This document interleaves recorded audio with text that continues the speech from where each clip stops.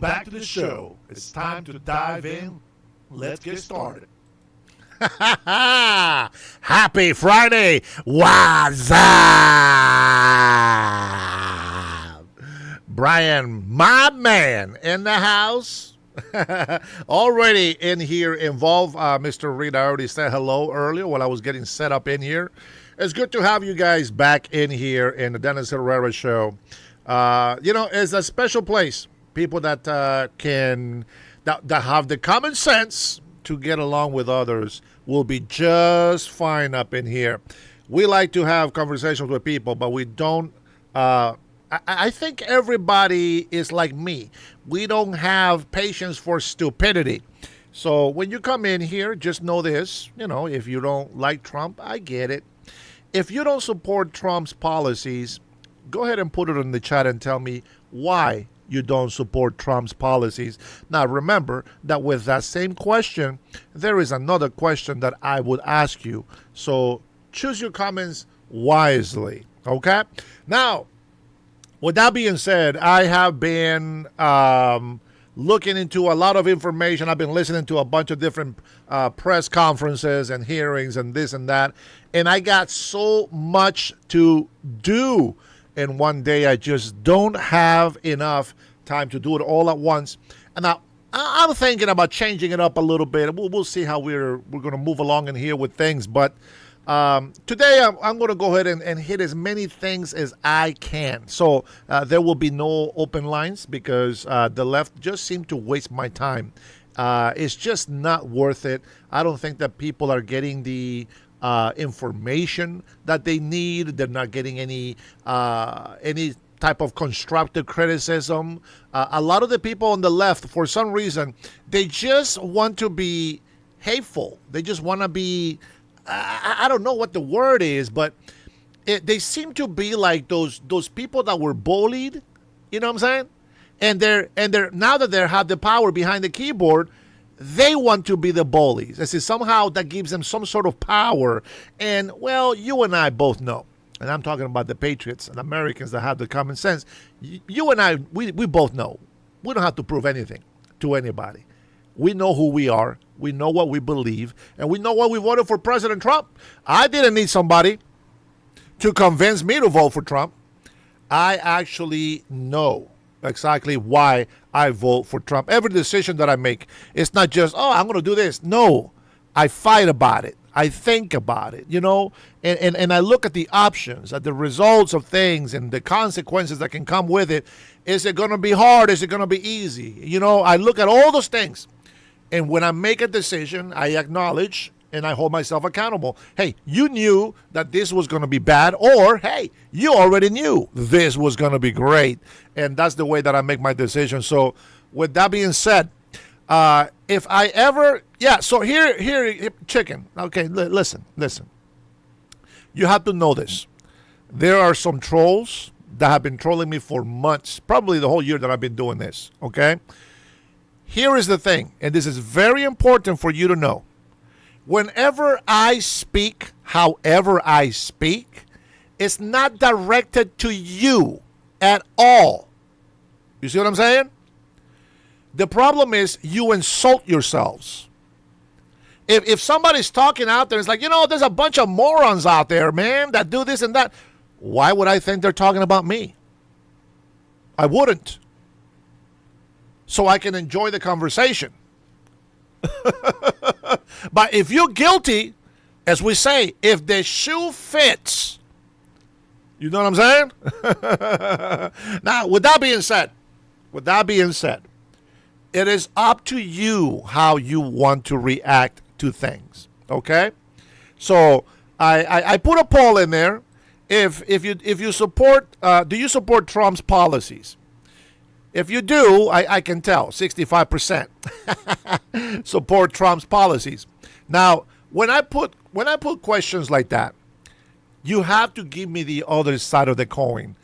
If you don't support Trump's policies, which is about 35% out of 17 people, you probably don't even know what the fuck that is, right? But it's about 5 of you, okay? About 5 of you do not agree with Trump's policies. So why don't you go ahead and put it on the chat and tell me what policies you support from Democrats. And that's how you have a real conversation. Now, people come in here, here, like this, watch, for example, stank nasty, right? Get out of America, you ain't American, bud. Okay, why would we want that? Nothing productive. It's not disagreeing with me. It's just a libtard. It's just a socialist pussy tard is what I call these people. Men who are on the left are pussies. And there you go. With that being said, are you on the left? If you are on the left, then you're a pussy. If you are an American with a concern, fantastic. Let's have a conversation. You see that? You see that right there? Yeah, you call it as you are. If you're a libtard, you should be upset. Sure. But only if you're a libtard. That just shows me that some people just were not raised with their parents. Some people were just too rebellious to listen to their parents. And they went out on the street, and that's how they became libtards. People that do that will make all the mistakes in the world and then blame their parents for it. With that being said, Green Substance, good morning. Wolverine, no, I did not call yet. I don't have time to do everything, my friend. Brian already say hi to you. Magic Man and the house. Tanya, good morning, sis. Good morning. Let's see. What else do we have in here? All right. We'll probably have, maybe we'll do a members only so that we can chat in private about some of the things that I have in mind. Jason, good morning. Good morning. Good to see you on here. Anybody else that I missed in here? No? All right. Well, let's get started. You guys, who are mods in here, be careful who you block. Don't allow spam. Don't allow spam unless it's something positive for Trump. But even then, put a little slowdown to that shit. And if people continue to spam, then just get rid of them. It's that simple. It's not. It's not rocket science that we know who can stay and who can go, who has to go. Now, with that being said, all right, try to stay on subject, please. Listen. Let me explain to you how this works. I can make a video and I don't give a shit what you say. But if I am doing a live, first of all, you're welcome. But if I'm doing a live, okay, it's an interactive live. If you guys are putting comments on there, if I am talking about the economy and you're fucking talking about Iraq, shut the fuck up and get out of my chat. Stay on subject. If I am talking about the economy and you got something to say about the economy, let's say something about the economy. If I start talking about what Trump is doing and how his policies are not working, then say something about Trump and his policies. You see what I'm saying? Stay on subject. Otherwise, you'll just get cast out for being an idiot. Pay attention. This is why most of you guys probably didn't even graduate high school. Don't pay attention. You only hear, but you don't listen. That's why you never lear. You know what I'm saying? All right. With that being said, pay attention. Stay on subject. If I change the subject, then you can go ahead and change with me. But you don't run the show. You understand? So if somebody starts saying Epstein files, block, get the fuck out of here. You know what I'm saying? You guys make me who I am today on the show. Now, in person, that's different. I'm a different person, face to face. And I think it's mostly because people don't talk too much shit to my face. But with that being said, I want to say, hey, grab your cup of Joe. Salud, my friends. Stay thirsty.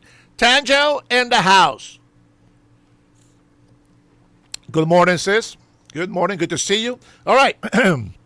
Here we are. I think we laid down some of the foundations of the rules.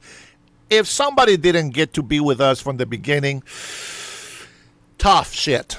All right? Tough shit. Here's Tanjo says, I hear I am a black woman.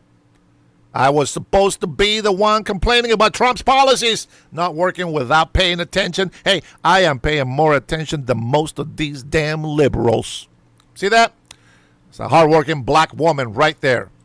Now, here's what's interesting. We got 47 votes in, and we are between 55 to 45%. What does that tell you, my friends? What does that tell you? That we have a lot of lefties on the chat. Now, I'm going to tell you, if you have voted already, okay, and tell me why you don't. Tell me what policy you don't agree with. Do that. All right, and then we'll let the mods kind of go through those policies, and they can respond to you as well. If they respond, is a better chance for me to see them. Or if you want to and you want to be part of us, what you can do is you can put a super chat. I don't care what size super chat. Minimum $5 is the goal for today. We want to be able to get 10 of those. I know it's not much, but I just want to make sure that we get 10 of those super chats or the equivalent. Now, with that being said, if you are against Trump's policy, you got to tell me which one. You got to tell me which policy and why. I guarantee you'll have nothing. You don't have one policy. You have not one policy that is anti-American that he actually does. I think President Trump is working for the American people, and Democrats are working for illegal immigrants. See, you have to understand, most of the activists, most of the communists, most of the money comes from our enemies. It comes from China. China just got caught spying on us, hacking us, doing all this shit. In the meantime, the people on the left are like a bunch of sellout Jews, like the ones that crucified Jesus. Everybody, they just open their hands, they get a little bit of money, and they betray their own brother. That's just the way it is. You pick a side. Which side do you want to be on? You want to be on the traitor side, or you want to be on the American side?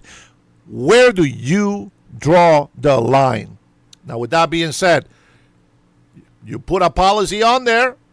I love it. Thank you, Brian. Appreciate it. You got me to pause. That's how you shut me up. You put a super chat on there, and then we will just enjoy that little clip. By the way, that does demonetize my channel. So put as many super chats in there as you can. I want to hear that song play over and over. And if you are one of those regular super chatters and you have a song, a specific song that you really like to listen to, then you will have the right to tell me which song, and then I will try to make some sort of wave so that you can actually listen to it. All right. With that being said, let's see what else we got. Here we go. Bobby didn't get the message. Somebody send Bobby a note. He missed the email last night. Oh, man. Yeah, thank you. Substance knows, man. Green Substance is not just an American, but he is a conservative who believes God is in control of everything. Love you, brother. Love you. Oh, I thought I made you... oh, no, I didn't. I just look at your history. I try to make you a moderator, my friend, but it backfired on me. All right, so again, if somebody disagrees with what I say, don't block them. But if somebody just throwing insults, because that's directly to me, get rid of them. If somebody's not on subject, just get rid of them. All right? So here we go. Let's go ahead to it so that we can be on subject. Let's take a listen. First of all, where do I start? I thought I had a starting point. Why don't we start with some sort of tariffs? Where did I put this lady? There we go. All right. Now, this is about 33 minutes. It's a long speech, but I think it's worth listening to. This is the Danielle Smith, the Alberta Premier, this says, but I don't know what the hell that means. Is it a prime minister? I don't know what the fuck she is. But anyways, this is Danielle Smith, and she's going to give us some information about the tariff, the response that the Canadians are having on President Trump. I think that she criticizes Trump good enough. I think she makes some good points, and I will pause her, not our people, but I will pause her to point out some things that I agree with and some things that I will disagree with. So why don't we go ahead and get her set up in here, And that will be the first thing that we're going to do, okay? So we're going to be having Alberta giving us a talk, and then I have Attorney General Blanche, which just arrested 80 gang members. Oh, man, I'm telling you, as a native from Honduras, bro, I'm a little bit upset that these criminals have come to this country and try to make us look bad. I don't appreciate that. That's why I support legal immigration, because most likely those are the people who honor and love our country of birth and also honor and love the country that they come into. I can tell you, the educated, the ones that do things the right way, those people are most likely to succeed and to be the ones that love this country. I'm just saying. And they can support themselves. They don't have to depend on any government to give them a handout. And that, my friends, is very important. All right, with that being said, let's go ahead and get into this. Go ahead, ma'am. You can go ahead and start your speech. Through a period of tremendous economic change, with tariffs and trade tensions creating new uncertainty for Canadian businesses and workers. As I've said many times before, tariffs and counter tariffs are harmful to both countries involved. They disrupt businesses, threaten jobs, drive up inflation, decrease productivity, and strain relationships between allies. What is happening between Canada and the United States right now is tragic, unjustified, and wholly unnecessary to what has been one of the largest and most successful trading relationships in world history. But this difficult moment has only created, or also created, an opportunity to take action and become a stronger nation. There are a number of paths that various politicians and pundits and policy experts have proposed to respond to the unprecedented tariffs being imposed on Canada today. And in a few minutes, I'll lay out how I believe Canada should move forward boldly and unafraid.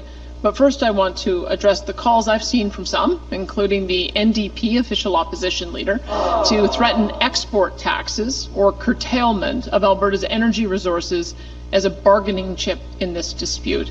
Although I understand the need to respond strongly to these tariffs, I cannot think of a more disastrous policy decision than cutting off or taxing Alberta's oil to the United States. Doing so would absolutely devastate the Canadian economy. It would not only extinguish the livelihoods of hundreds of thousands of Albertans, it would economically hobble our friends and neighbors in other provinces to the east. Let me explain why. And it's important that this be understood by every Canadian. If Canada were to put, let's say, a 50% export tariff on the 4 million barrels of oil that we export daily to the United States would immediately respond with a 50 to 100% export tariff on oil and natural gas that they export to Ontario, along with millions of barrels of diesel fuel and gasoline that Ontario and Quebec import from the Midwest. This would bring the economies of Ontario and Quebec to a grinding halt.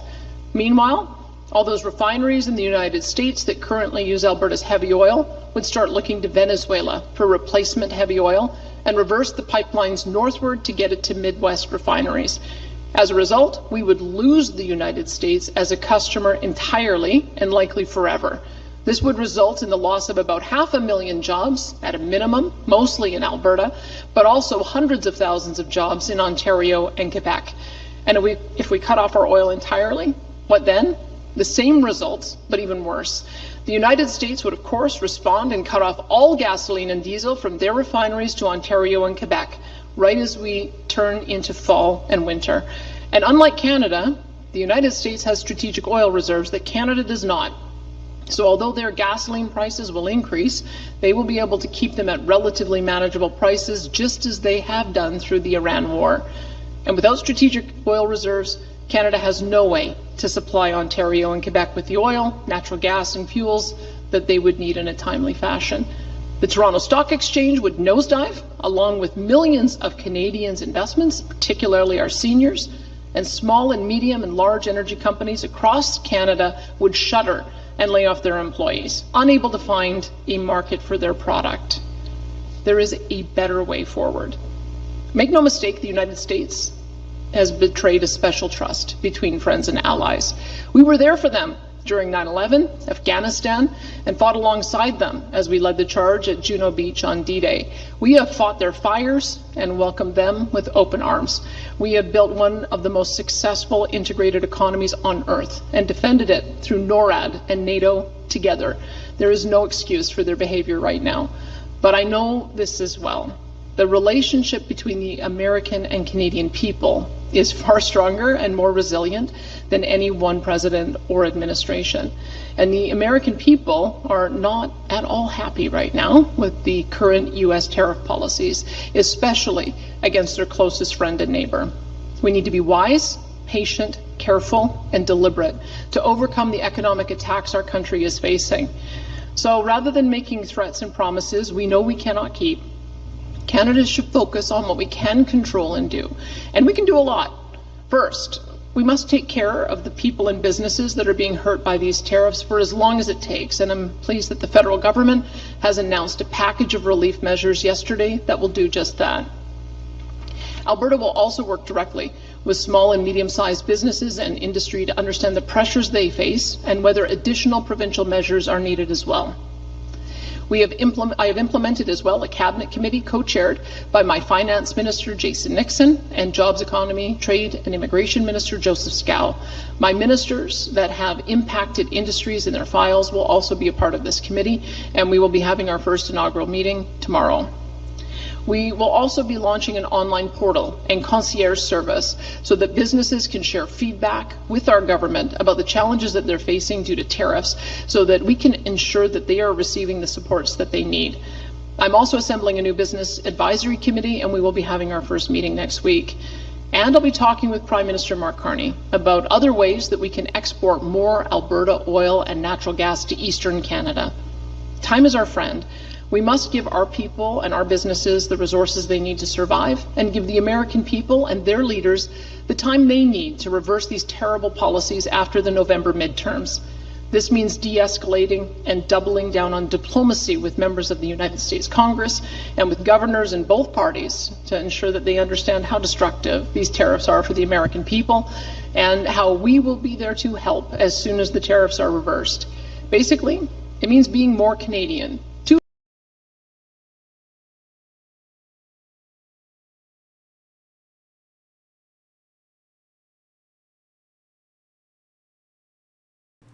One of the things you have to remember is that every country has to look out for themselves. Sorry, I was muted because I was talking. That was a business call, just so you know. And for the libtards that don't have work, yeah, that's about $10,000 that I'm going to be making next week. That is great news. Great news. It's good to have skills that people appreciate. I've been waiting for this call for a while, so that's very nice. With that being said, I might have to cut my live short and maybe cancel a couple next week, but we'll see. I'll let you guys know when the time comes. With that being said, every country, every leader of every country needs to look after their people. It is their priority to look after the people. Jason, you made a fantastic, comment on there that is very important for people to know. Listen, just because we have some history with Spain, with France, with Italy, with Mexico, with Canada, with all these other countries around, that doesn't mean shit today when they have been saying no to us on the things that we have been trying to do. They're not bad things, they're good things. And they've been saying no to us. So it doesn't matter if you're my friend for 50 years and all of a sudden you backstab me, you go to somebody else. You can't expect me to remember that we had some friendships before. You got to come up with something. You got to regain my respect. You got to regain my trust. You got to regain my favor. We don't depend on Canada. Canada depends on us. We are the 1/3 of the market in the world. And this lady right here, she's smart. She's smart, but she's not all there. And I'm going to tell you, she's looking good because Alberta has a lot of oil. And they do a lot of money for Canada. But that doesn't mean that she's a good friend of the United States of America. I mean, if anything, I've been joking around with Alberta should be a 51st state. It would be good for Alberta and all their people and the United States of America. Now, here's the kicker. A lot of people say, oh, you went to Venezuela and you did that. Well, I always said it.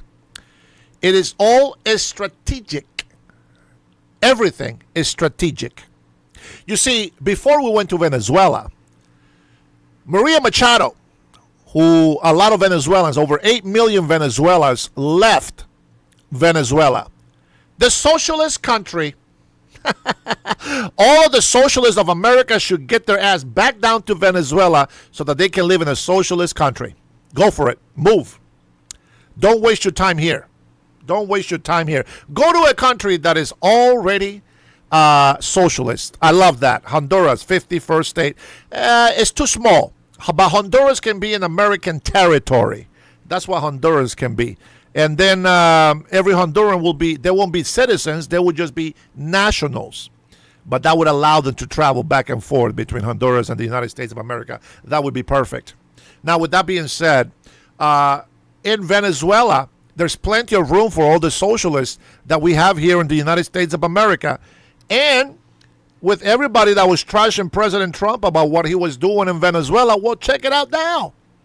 Now that we're doing this attack on Iran, do you think that Trump didn't see that coming? Let me tell you how I see it. And I said this. I wish Trump will have me next to him so that I can advise him on shit. I said it. I said what President Trump needs to do, I said, is listen to Maria Machado. They offer us, listen to this. They offered us free. They offered us $1 trillion worth of oil and access to rare earth minerals. Payment for us going down there and liberating Venezuelans. President Trump, very smart businessman, but very American. He hates to lose. He is a fighter, just as I am. You see, we have this one thing in common. It's just for entertainment purposes, but we have this thing in common. We're both Geminis. We are 2 days apart on our birthdays. We think alike. It's crazy. It's crazy how we think alike, and I don't give a shit if you like Trump or not. A lot of people think that I'm a Trumpster because I think the way he thinks. I troll the leftists by wearing my MAGA gear. But MAGA doesn't have nothing to do with just Trump.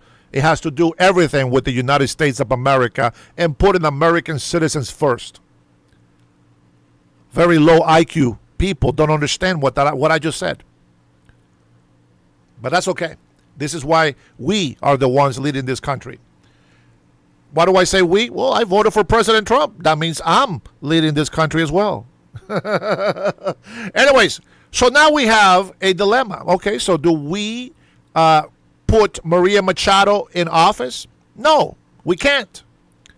We're not going to go and dictate the democracy of their country. We have to allow them to pick their leader. So what do? We get rid of the tyrant. I know, Melissa is just as bad, if not worse. But she shut that pie hole very quick, didn't she? Yeah. So anyways, so now we have all this oil from Venezuela. And a lot of people are like, oh, what is President Trump doing with this $13 billion of oil? Shut the hell up. They offered us $1 trillion worth of oil. And there is a lot more that we are going to do with that. With that being said, we put that on the back burner. We go back to Canada. We put tariffs on Canada. Why? Because we're going to be attacking Iran. We're going to get rid of this terrorist regime that has been saying death to America and death to Israel. And they have been building these nuclear plans to destroy us. In due time, they will get there. And we cannot allow them to even begin to dream of getting a nuclear weapon to come and destroy us. With that being said, we are getting oil from Canada. And I mentioned this a few days ago, so I know that I'm right. And I know that you know that I have talked about this before I even watched this clip or the tariffs that Trump put in there. I told you nobody in the world buys as much oil from Alberta because it's dirty oil. And only the United States of America has the refineries to make sure that we get the gold oil that we want. Sure, we can use other assets to do that. But the fact is that Canada depends on the United States of America. Do you know why Canada doesn't spend too much money on military? Guess. Take a wild guess. Why Canadians don't spend that much money on military? Take a guess. Put it on the chat. I want to hear from you guys right now. Everybody.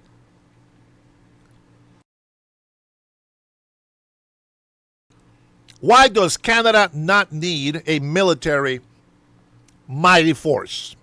There's a very obvious answer.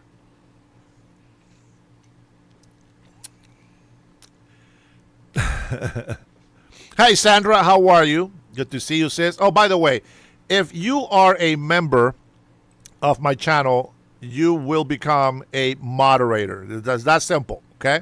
But you have to be a member. That is, I'm not going to break that rule. I made that rule because, well, there's got to be perks and things that I can give to my members, and that is one of them. If you guys don't want to hear about morons on the chat, you can get rid of them as well. Good morning, Javier. Gulf of Mexico. Yep. Long live Mexico. But Gulf of Mexico doesn't exist anymore. Sorry about that. Sorry about that. All right. With that being said, here is the libtard trolls that I always talk about. Check this out. So I said they only have 40 million people. You know that's funny. I never look at the population of Canada. That's interesting. I did not look at the population of Canada. The only threat to Canada is you. Thank you. That means I'm doing my job. That's okay. I'm on Social Security. Oh, don't worry, Mr. Bobby. Hey, you have served our country, and I appreciate you for that, okay? Much love to you. Yeah. Bye, Demi. Oh, man. See what I'm saying? Let's see. Oh, here we go. And this guy wants to really argue with me about Spaniard history. Bro, get the fuck out of here with that. What did I say about this side? Well, actually, I guess the Gulf of Mexico is part of the talk because of the oil. But anyways, bro, I know more fucking history than you do when it comes to the Spaniards, so shut the hell up. I just say the points that make America great, and that is what I stand for. Anything that we've done in history, everybody has helped everybody at some point. But the facts are that today, when it matters most, whatever happens to the deals that the dead people made, that's fine and dandy. But if we're being attacked, if we're being threatened today, in our generation, in our time, while we are alive, we got to make some changes. And Canadians have been siding with the enemy of the United States of America. What a fucking friend that is. What a great friend that is. Isn't that crazy? You notice that. Canadians say, "Oh, we have been best friends with the United States of America, and we helped them with the French and with the Italians and against the Germans and the this and the that." Shut the hell up. You have been benefiting. Canadians have been benefiting for hundreds of years because of the United States of America. I want to bring that down a little bit. My bad. I'm going to say Canadians benefit today. Let's just talk about today for a little bit. Canadians benefit today because of the mighty force of the United States of America. And I'm going to tell you, even though Canadians have been very ungrateful to the American people, very ungrateful, I know that we wouldn't let China or Russia or anybody come in and destroy our Canadian brothers. There, I said it. I said it and I stand by it. We would defend Canadians, even when they don't deserve it. You know why? because there is good Canadians in Canada. They're not all bad. They're just like here. I mean, look at the chat in here. If you look at the poll, if you look at the poll, almost half of the people don't support Trump's policies, which tells me that they support the policies of the left. And what are those policies? You know what they are. They're evil. They're demonic. They are destructive, and they are anti-American. So I can't believe that people will actually say something like that. What happened to my poll? I don't see it. What happened to my poll? I don't see it. Let me close this shit out. Huh. Did I close my poll? Oh, man. My bad. My bad. I think I closed it because I don't see it anymore. Anyways, the point is that we are celebrating 250 years this year, right? We're celebrating 250 years, and we are the strongest, most powerful nation in the world, blah, blah, blah, blah, blah, blah. Catching up. We make these tariffs on Canada. Yes, they might seem monstrous, evil doing, but there's a reason for that. President Trump is looking out for the best of the United States of America. And everybody needs to fall in line. See, Canadians talk to us like they are the shit. No, we are the shit. Whether you like it or not, we are the fucking shit. Canadians don't fall as the most powerful, strong nation in the world. Neither does Mexico. Militaries are weak. They're verily hanging by a thread. And they want to act like there's some big, powerful nation in the world. No, you're fucking not. The United States of America owns you. Let your ego be destroyed. But it's the truth. As much as it hurts Canadians, it is the truth. Canadians they're owned. They're already socialist. They already cited Muslims. Islam is the main religion in Canada. They still bend the knee to a king. For Pete's sakes, they're still speaking French. Well. Mexico and Canada should bow before the United States of America, and that's a fact.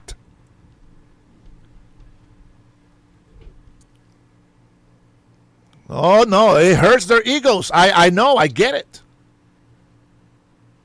I get it. It hurts their egos, but let's be honest. The United States of America, which they won't, can wipe Mexico off the earth. It's a fact. The United States can wipe Mexico off the face of the earth. And Canadians. What you don't understand is that we're not evil like that. But I am telling you the truth. I am telling you the truth.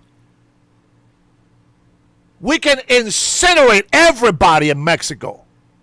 We can destroy this whole world.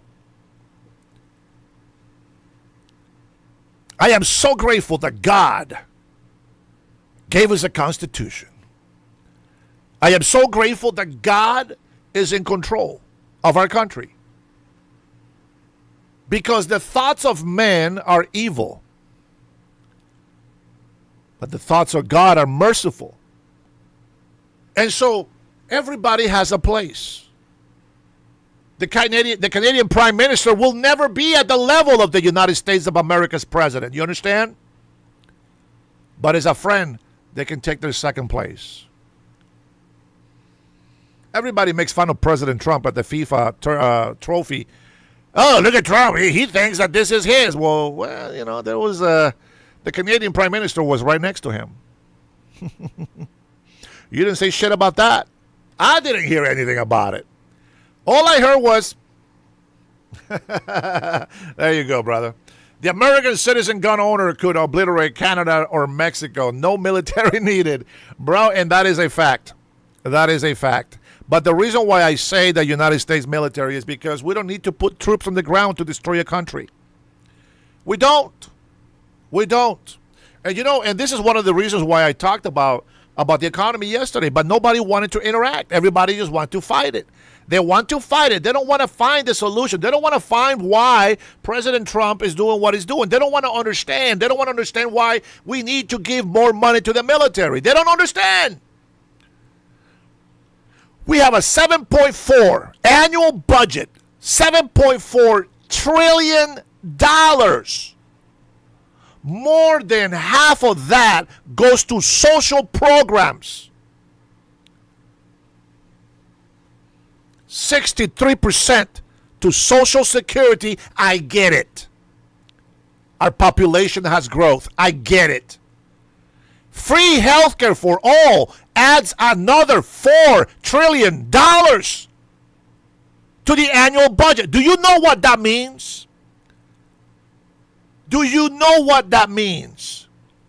That means that we got to come up with at least $10 trillion every year to be able to run this country. And socialists want to bring in their socialist ideology, which is the stupidest thing because all it does is enlarges the communism.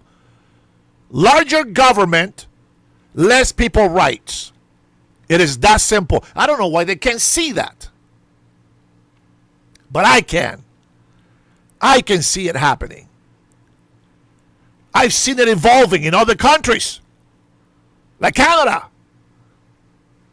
Venezuela. Canada is about to go down. They don't even know.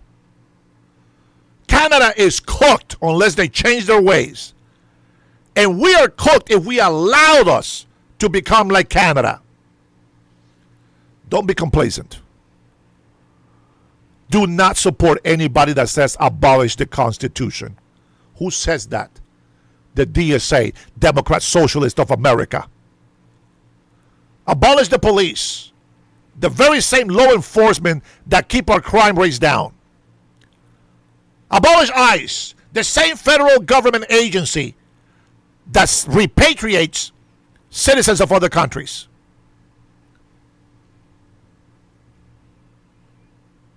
What I'm telling you is this. We have nuclear weapons. So does North Korea. So does Russia. So does China. Out of those 4 countries, who do you want to be on top?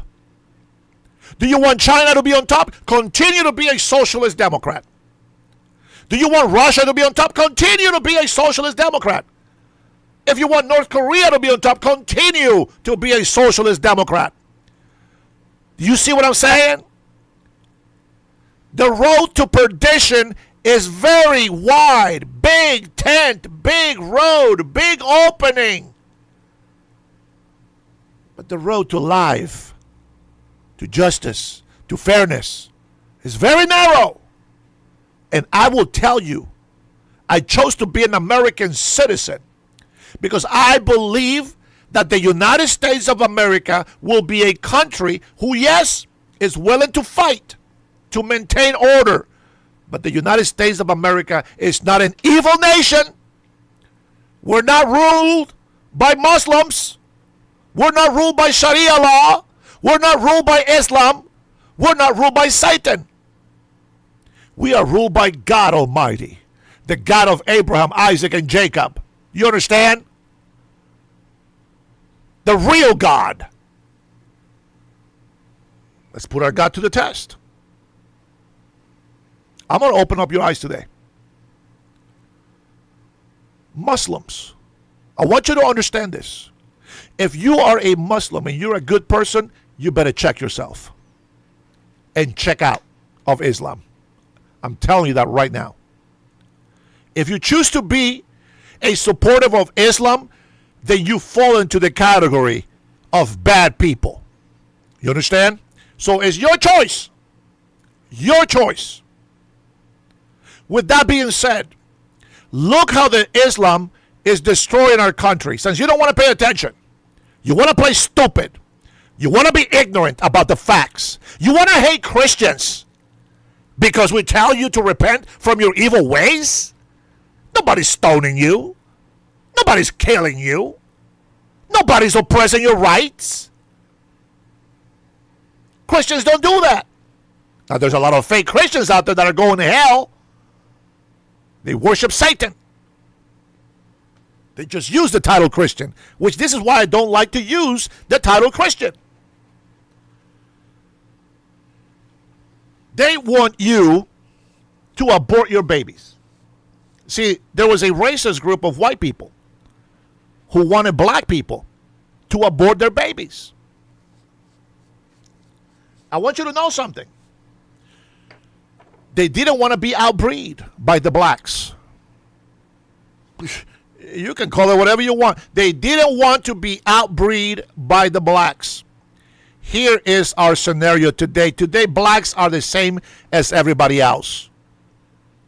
I look at a black man, not a ghetto thug, a criminal, but a man who is educated, who is kind, who is willing to treat me like their brother, and I love them just like my brother. If you're white, if you're Asian, I don't care what nationality, what ethnicity, if you are a good person, you are my brother. If you are in this country legally, you are my family. Understand, we love everybody. But if you choose to be a criminal, if you choose to break the law, and I'm talking about serious law, we're not talking about a speeding ticket. If you choose to do those things, then we're not family. You made your choice. You make your choice. But here we go. So now it's not white people telling black people to abort their babies. Now it's not white people trying to stop natives from reproducing. Interestingly enough, the blacks today, the natives today, they support evil organizations like Planned Parenthood. They support abortion. Can you imagine? Can you imagine? Evil was done to our Native Americans, to our black communities, and we didn't like it. Today, we like it. That's what you say. That's what you say when you vote for Democrats. You say, I like it. I like racism. I like fascism. You don't even know what that is. But you say that we are. Now Muslims are telling all Americans, because now we all have equal rights. Now we're all the same. Now Muslims come in here and tell you, yes, you deserve the right to your body, your choice. You deserve to kill American children. That includes blacks, Asians, whites, Hispanics, etc. They want all Western civilization to be annihilated. Do you not see that? You can say I'm promoting hate. It's not promoting hate. It's promoting the truth. I'm telling you, if you want to be a Muslim, you got to be able to condemn Sharia law. If you do that, then you can go ahead and practice your Muslim religion however you want. But you will not teach it in our schools. You will not force our children to bow down to Satan. You understand? Freedom of religion is there. But freedom of religion doesn't mean that you're going to take our laws away. Now, there is an antichrist. His name is Al-Said. He went on Fox. And he wants to, listen to this, man. This is, if you didn't see it, man, you got to see it. And I'm going to tell you something. Once you see the truth, you cannot unsee it. Jesse Waters was talking with him, with Al-Said. And he mentioned, listen to this. He mentioned, Jesse asked Al-Said if he was following a certain agenda. Why are you allowing transgenders? You know what Al-Said said? Well, first of all, he compared circumcision to completely removing a boy's penis off. And when he said that, he smirked and he said it mocking like, if you are American, What do you think would be the biggest insult that I can give to men in America? We're going to cut your penis off and your balls because you're not man. He mocks you. All the transgender men that want to be women, he mocks you. They don't like us. They don't like our country. They don't like the United States of America. They support you because you're destroying your people. Do you understand?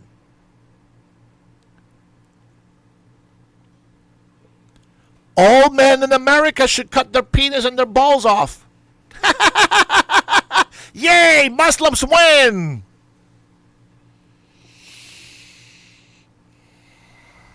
He is a lying snake. Listen, it's nothing against religious beliefs. I don't care. I think Buddhism is fake. But I don't insult people.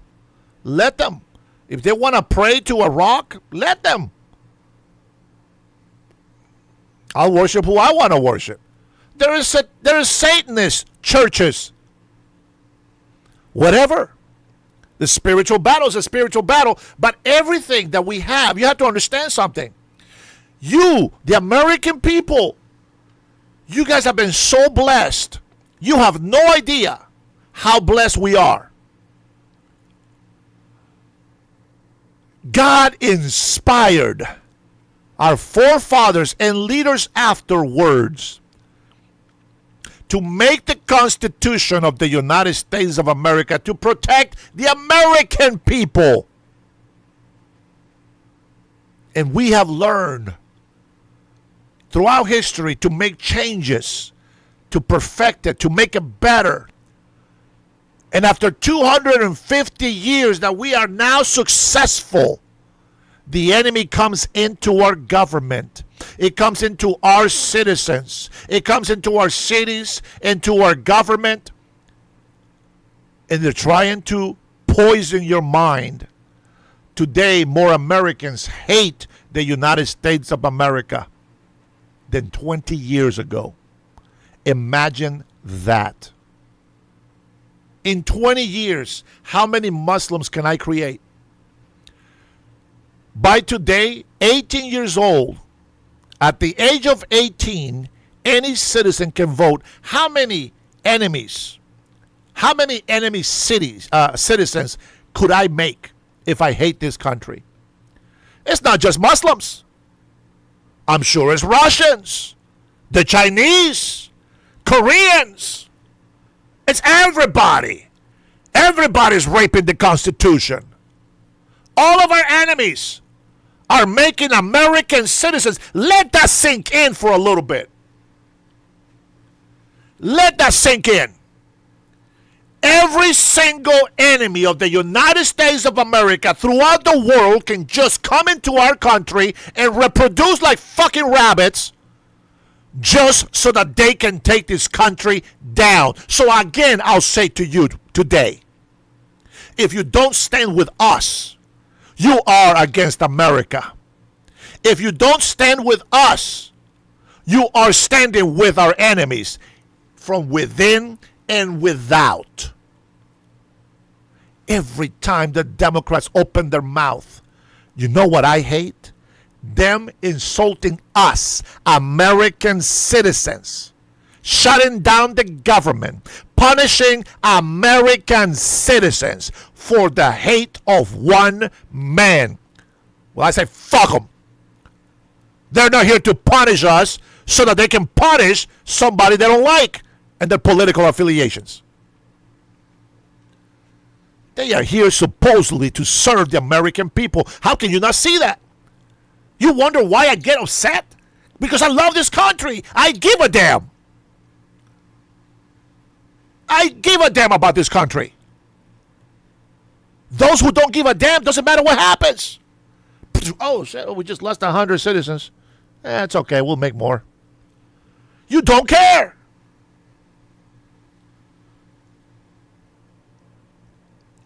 There's a lot of people in here with American names, with illegal immigrant parents that hate this country. A lot of Muslims that hate this country. They don't even know why. They just know. They're raised to hate this country. I get so happy when I hear Hispanics talk about working hard, investing, being grateful to this great nation that has given us the opportunity to thrive, to dream, to be successful, to be equal. You know, for the longest time, as far as I can remember, and I am 5 decades old, as far as I can remember, you know what us Hispanics used to hear and say all the time? The American dream. People want to say that America's white. Okay, I'll let you have that. If you want to live the American dream and you believe that America is white, why do you want to have the American dream? Stupidest thing I ever heard. If us Hispanics are so great, why is our country such pieces of shit? If all the blacks are so great, why the fuck is Africa such a piece of shit continent? If all the Asians are so great, then why the fuck is China such a piece of shit country? If all the Muslims are great and they worship the real God, then why is their countries the most pieces of shit in this world?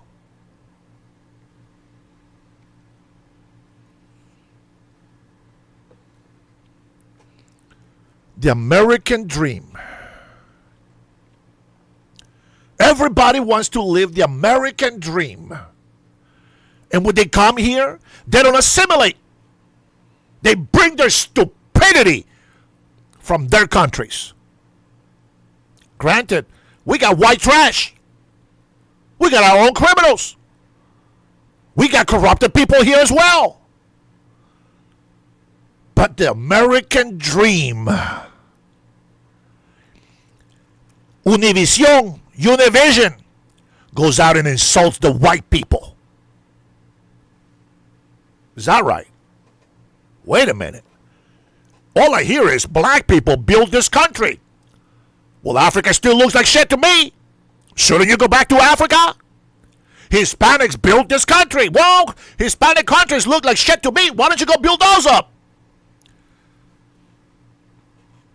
Some of you guys are losing your bridges right now. I get it. Because you don't know where I'm going with it, but it's the truth. It is the truth. The fact is that it's not just because the United States of America is white. It is because God is with the United States of America. This is a blessed land. I dare to say as holy as the Israel itself. This is why you don't understand why we support Israel. This is the land of opportunity. What country has that?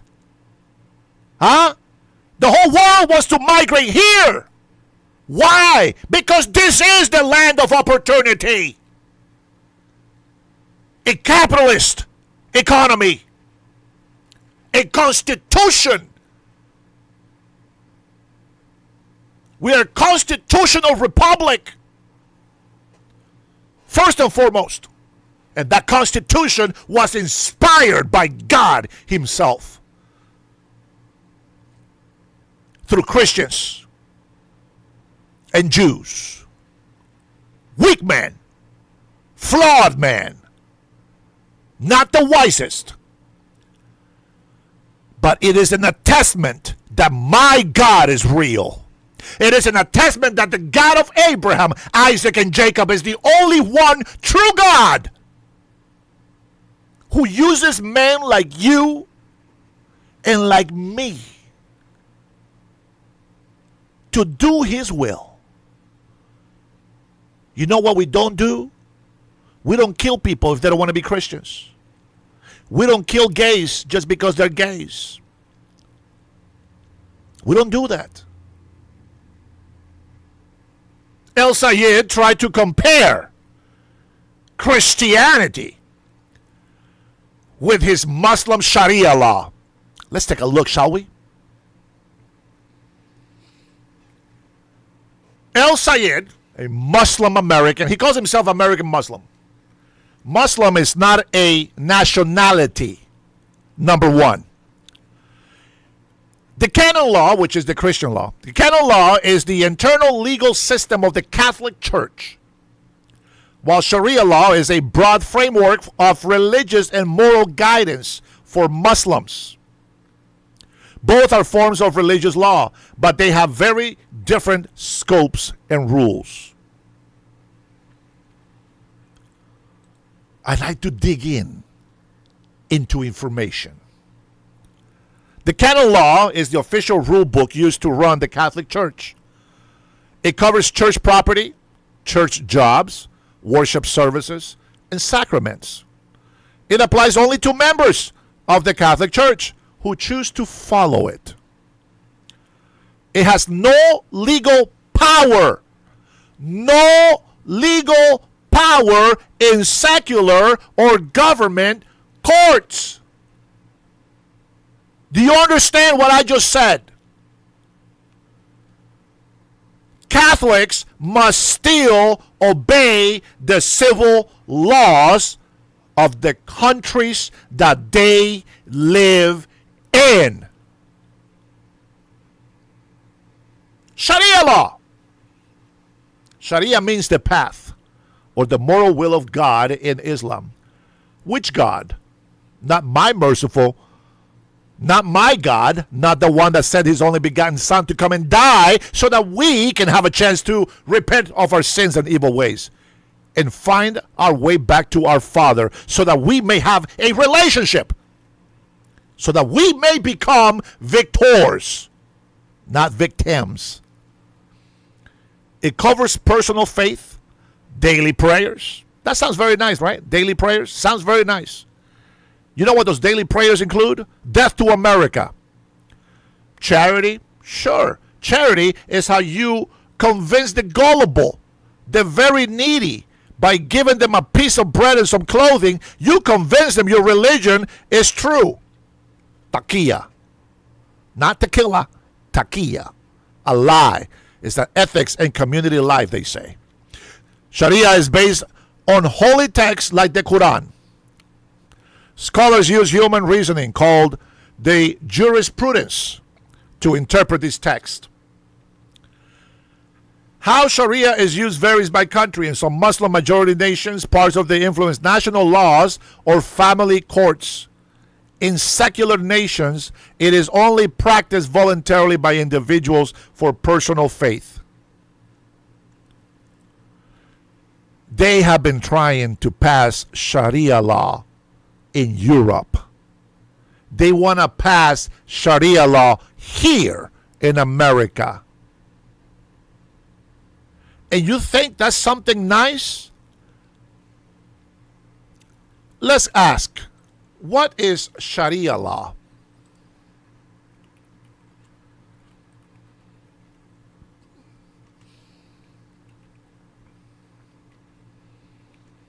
Let's take a look, because I don't like to just talk shit.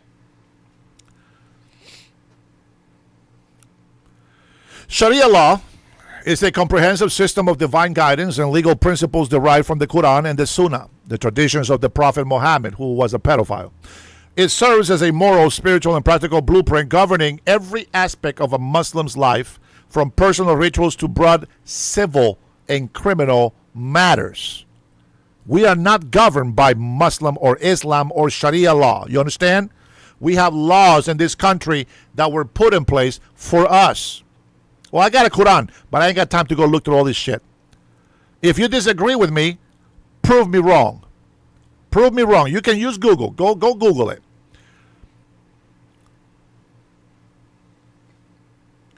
The core offenses and traditional penalties. I'm going to read a few of them for you. Keon, shut the fuck up. Theft. Theft is punished by the amputation of the hand. Applied under strict conditions such as the stolen item meeting a minimum financial threshold. Illicit sexual relations. The zina. Well. We had a billionaire paying for prostitution. Now, enlighten me. What is the one thing that Mondani wants to do in New York? Oh, that's right. He is legalizing prostitution. And what does Sharia law says to do? 100 lashes for unmarried individuals. Stoning to death for married individuals. That is Sharia law. Contradict me, bitch. Contradict me, bitch. Do it. I dare you. Prove me wrong. Prove me wrong. Show me what it is. What is Sharia? What is the punishment under Sharia law? Prove me wrong. Regurgitating all the lies and the falsehoods from those Islamic political movements. Don't play stupid. My people perish for lack of knowledge, says the Bible talking to the Christians. We are to do our research. We need to seek the truth.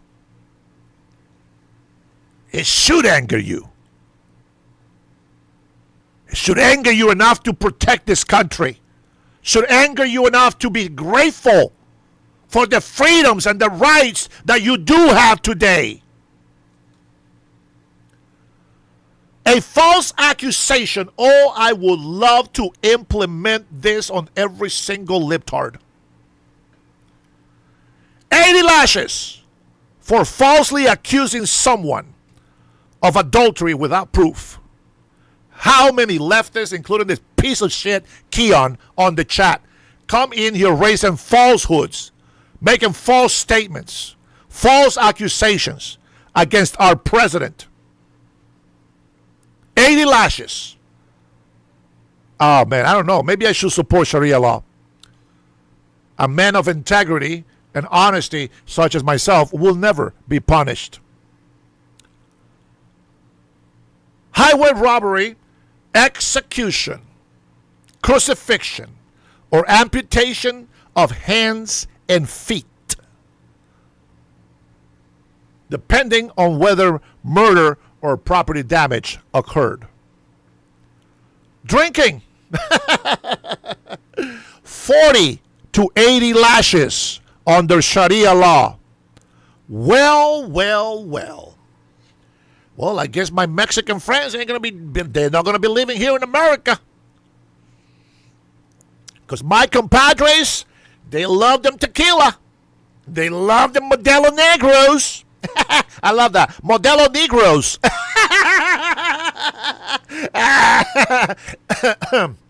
All right, that was a little bit too far for some of you.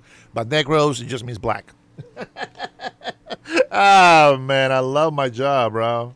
I love my job. But I don't love our enemies taking advantage of us.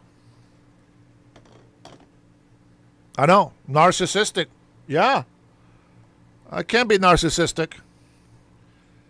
I can cry and laugh at the same time. But I will always tell you the truth. I'm telling you, I'm not afraid of Sharia law. Because I will never be punished by it. If we had honest leaders. I will never be punished by it. But a lot of people, I'm fighting for the LGBTQ community right now. I'm fighting for all of my Mexican people that love to drink tequila. I'm fighting for all of those women who want to continue to have sex without marriage.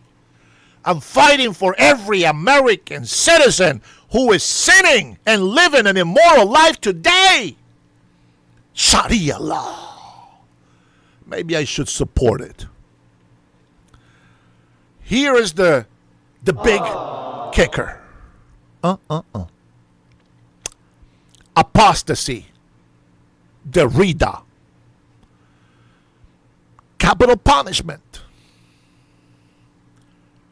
You don't know what capital punishment is? Death. Though historically is accompanied by a grace period to recant. Meaning that you can always come back and say, okay, I promise, I'm a Muslim again. Then you will just get some lashes and then fall back in line. Yeah. So there you go. Don't ever compare Christian beliefs, even that so-called law that the Catholics practice. The main point is that Sharia law is to Muslims the highest level of law. It overrides the American courts and any court in the world. That's why Hot Wheels Abbott, banned Sharia law from Texas. I said it before. President Trump should ban Sharia law from every single state in this country. You know why? Because if there is no Sharia law allowed in this country, you know what the Muslims got to do? Goyim, fuck you and your religious talk. Fuck the Jews that are against Israel. Fuck the Hebrews that are against Israel. Fuck the Christians that are against Israel. Fuck anybody that is against Israel. Now shut the hell up. I'm nobody's bitch. Oh, I'm not your typical Christian, bitch. I will call out your evil ass. All you demons out there, fuck you all. You don't get no respect from me. You don't get no favors from me. You're trying to destroy my people. You don't get shit from me. You pray to God for mercy. Right. You keep lying to yourself, Mohammed. You are very baby. You are very baby spiritually in the teachings of the Quran. You better go fucking read some more of that Quran. Stop lying to yourself. With that being said, no, there's more. There's more. For all those people that like to raise a false testimony against my president. 34-count felony. Well. I did some research because I'm tired of people coming in here to create false testimony against the president of our great nation. When you do your research and you ask, did Trump falsify records 34 times? The first response will be yes. Donald Trump was legally found guilty of 34 felony counts of falsifying business records by a unanimous Manhattan jury.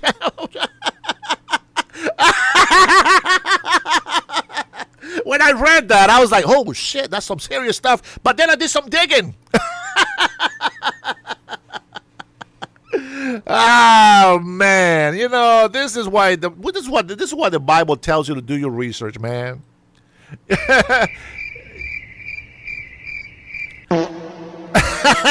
That's for my libtards. Anyways, so I want you to pay attention. Now listen to me. One of the things that got into my mind when I was reading these things up, it says unanimous Manhattan jury. Well, I'll tell you what, I follow elections over there. You know what I noticed? Guess. What did you guys notice? Go on. Guess. Somebody guess on the chat. I know there's a little delay. Go ahead. Guess. On the chat, guess. What did you notice? I just gave you a hint.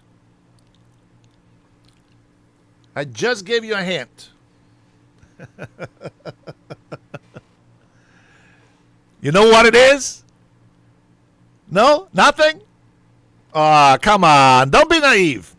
Show me you got some brains. What did you notice on the elections over there on the East Coast? In New York? In Manhattan? What did you notice during the election? There we go, Mr. Downhill. 1/3 are conservatives. It's actually less than that. But did you know that 85% of that jury was Democrats? Fuck! Get the fuck out of here. Tell me, how do you think that trial's gonna go? That's not a fair trial to me. That is not a fair trial. 85% of the jury were Democrats. Well, isn't that a fucking coincidence? This is why he was not trialed federally. Instead, it was just in the state. It's just fantastic how you look at things. And then I kept doing some digging. No punishment. Trump received no prison time, fines, probation, or legal penalties. But I'm very curious. I am very curious, and I continue to dig, and they keep telling me, 11 invoices from the attorney Michael Cohen. Oh, attorney! 12 ledgers entries in Donald Trump's general ledger. Okay, all right. And then I started thinking, wait, what about client privileges? Well, they don't apply on everything, and they can dig through it. So I kept digging through it. It's like, Stormy Daniels, $130,000 hush money. Okay, shut the bitch up. And on top of that, she lied, and she was being told to pay it back. But anyways, we'll continue to go forward with it, and I continue to dig in. And I said, why was Trump found guilty when the lawyer is the one that made the mistake? During the trial, Donald's defense team made this exact argument. Oh my gosh, can you believe it? They actually, a team of lawyers, made the same argument that I just made without even looking at all that shit. And they said that the team made the exact argument. This is what it says. That Michael Cohen acted on his own, that Trump was too busy running the country and noticed the paperwork, and that any recording errors were made by the accountants or the lawyer.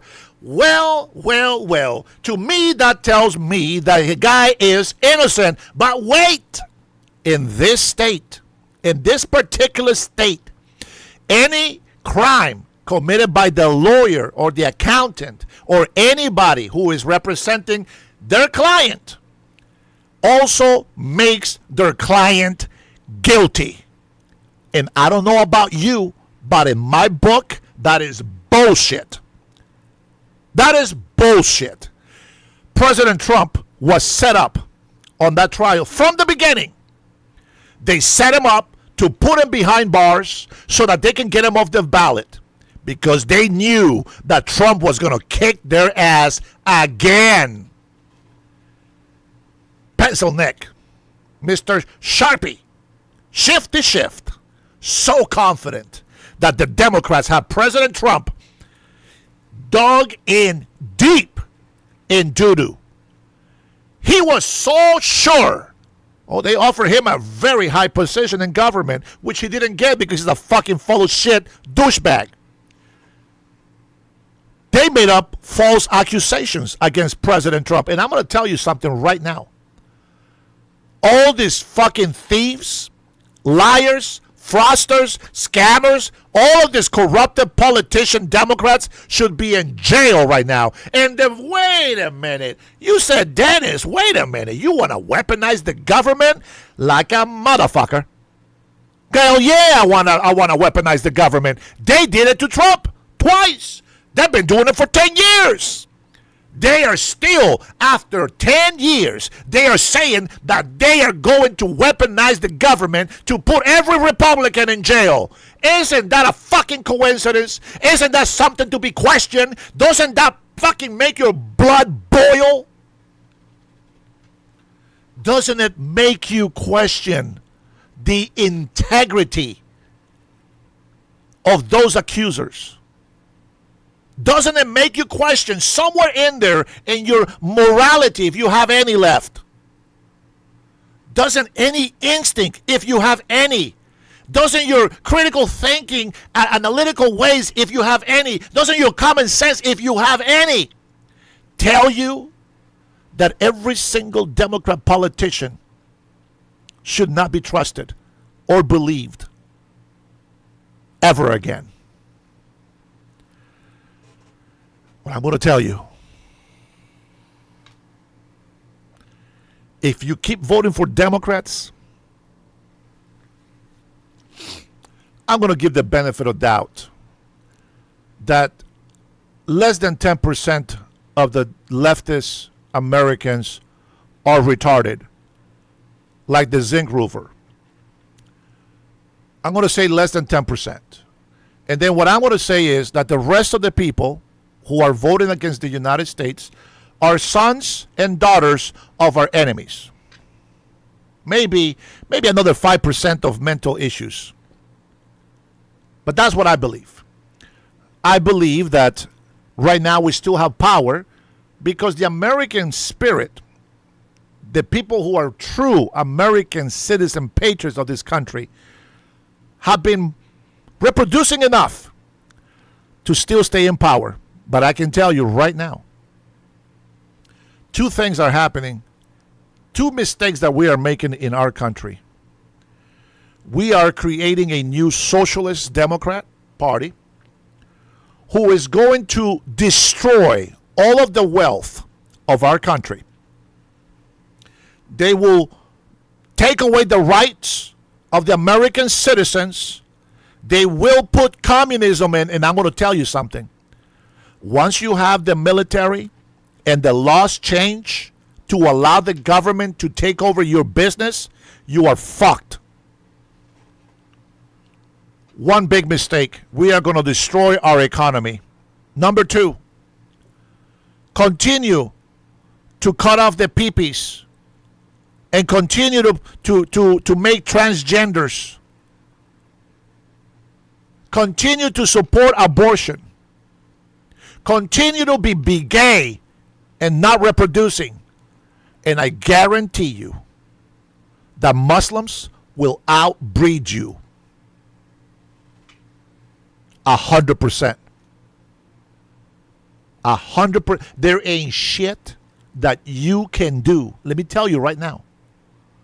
Maybe in the next 20 years. Maybe in the next 30 years. But I can guarantee you, if you continue on the path of destruction, I pray to God that me and my kids are no longer on this earth. Because you will be weeping and there will be gnashing of teeth. You will live through hell on earth before Judgment Day. Heed my words, man. It's not a joke. It's not a joke. We're living in very dark times, and you know this. Why are we tough on immigration? We complain about affordability. Okay, let's tackle some of the problems that we have. Affordability, you say. Supply and demand will raise prices. Big time. Government taxes, excise taxes, income taxes. It all makes unaffordability unaffordable.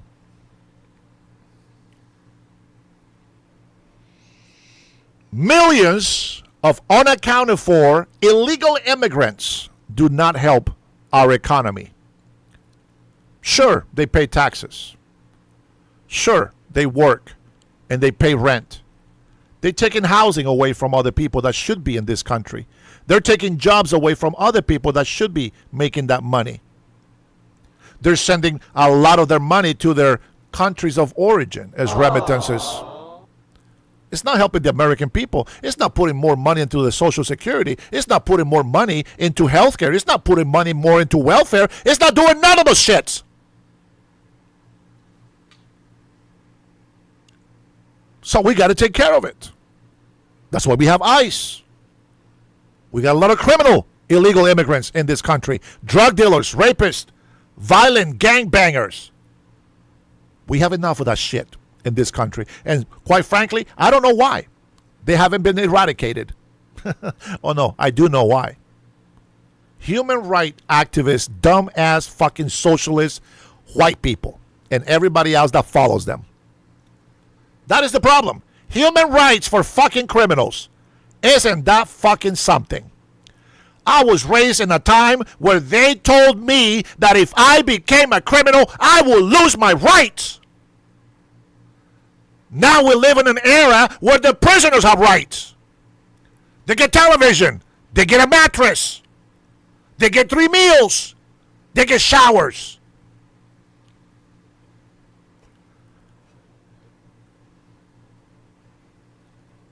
Black people that play the victim card. The white man is the problem, they say. The white man oppresses us. The white man keeps us down. They take away our opportunities. I don't know about fucking you, but every fucking athlete that I've seen in college is fucking black. The minority are white nowadays.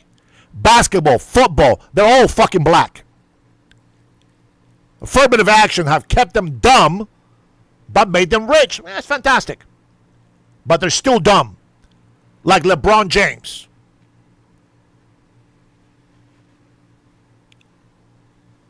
Now, just because we have criminals in our country, it does not mean that we're going to open the fucking border for any other criminal to come in here. Why would you make our job harder? Why would you make our lives worse? Well, I'm sick already. Might as well just get me more sick. Well, I already got the flu. Might as well get malaria. Yeah, well, you know, I'm dehydrated. Might as well just fucking get some diarrhea, some dysentery here. Well, you know, I'm not sick enough. Let me just go ahead and become a diabetic. Let me get some more diseases. I'm already sick as it is. It doesn't work, people. You got to stand up. At some point, you got to say, this shit has gone long enough. We got to put a stop to it. The black people that play the victim card will go nowhere. And they will continue to destroy their own people. White people don't kill the black people. Black people kill their own fucking black people. Hispanics kill their own fucking Hispanics. They bring terror and fear into the Hispanic communities. I lived in Yakima, Washington. Saddest thing.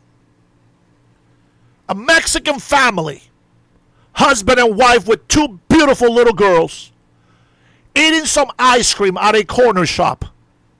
And some fucking gangbangers just killed all 4 of them. We have a violence problem.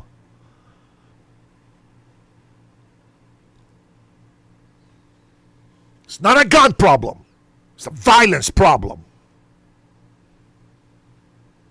Fuck.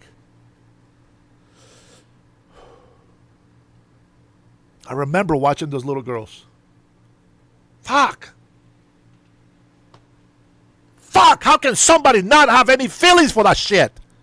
How can that not piss you off? Fucking kids, man. But they're in heaven because they were still innocent. And this right here is the kind of Americans that we have in our ghetto neighborhoods. Now, the guy Herrera, he's over there just trying to get some money, trying to get some clicks. But watch this. Watch this. We got to fix this problem, and we got to get everybody out of this country that shouldn't be here. And we need to protect the border. And anybody that wants to come back into this country, they got to respect the laws. They got to think before they come here and say, do I love the United States of America? Yes? Okay, I want a visa. If you don't, stay the fuck out of this country. Unbelievable. This worse than Memphis. This worse than Chicago. Man, we in Mississippi right now. Jackson is the murder capital of the world. With homicide rates 15 times higher than the national average, Jackson, Mississippi is the murder capital of America. But why are people killing each other? And who is doing the killing? Full up, nigga. What's up? Got it. Both got killed this man, you know, man. We out here trying to get that get back. 2 houses from that church. I robbed them at their house and they shot me. I got shot 10 times all up on them. Yeah, got a hold of my. Y'all hosting this thing? They gonna have to call the National Guard in. Nigga buried on the ground, but I ain't gonna tell nobody. We don't tell y'all that they raping people, that they taking boys' ass in prison just to scare you. They doing that for real. Probably like 7 years old, and I seen a nigga shot in the head in Georgetown. Turned me up to make me want to go do it. Shoot in the head. Am I safe? What's your skin color? If you come down through this motherfucker, I'm gonna pray for you. Before I talk to the YNs running the streets out here, let's go talk to the average Joe just trying to survive in this third world war zone. I hear it's the murder capital of America in 2025. Would you believe that? Well, I've been hearing that too. Well, like I say, you having killings every day. If I don't get out the street, somebody gonna kill me. They wouldn't kiss me in the right place. One thing about Jackson. Tell me. Man, Tell mind your own business. If we got it, bro, and you come try to take it, What are you gonna do? I want you to cut this part though. You feel me? 100%. Yeah, cause you trying to take something that we work hard for, you feel me? Everybody can't get no job around here, bro. They backgrounds and shit. Convicted felons. Have you seen any other acts of violence out here while you've been here? It's every day. Every day?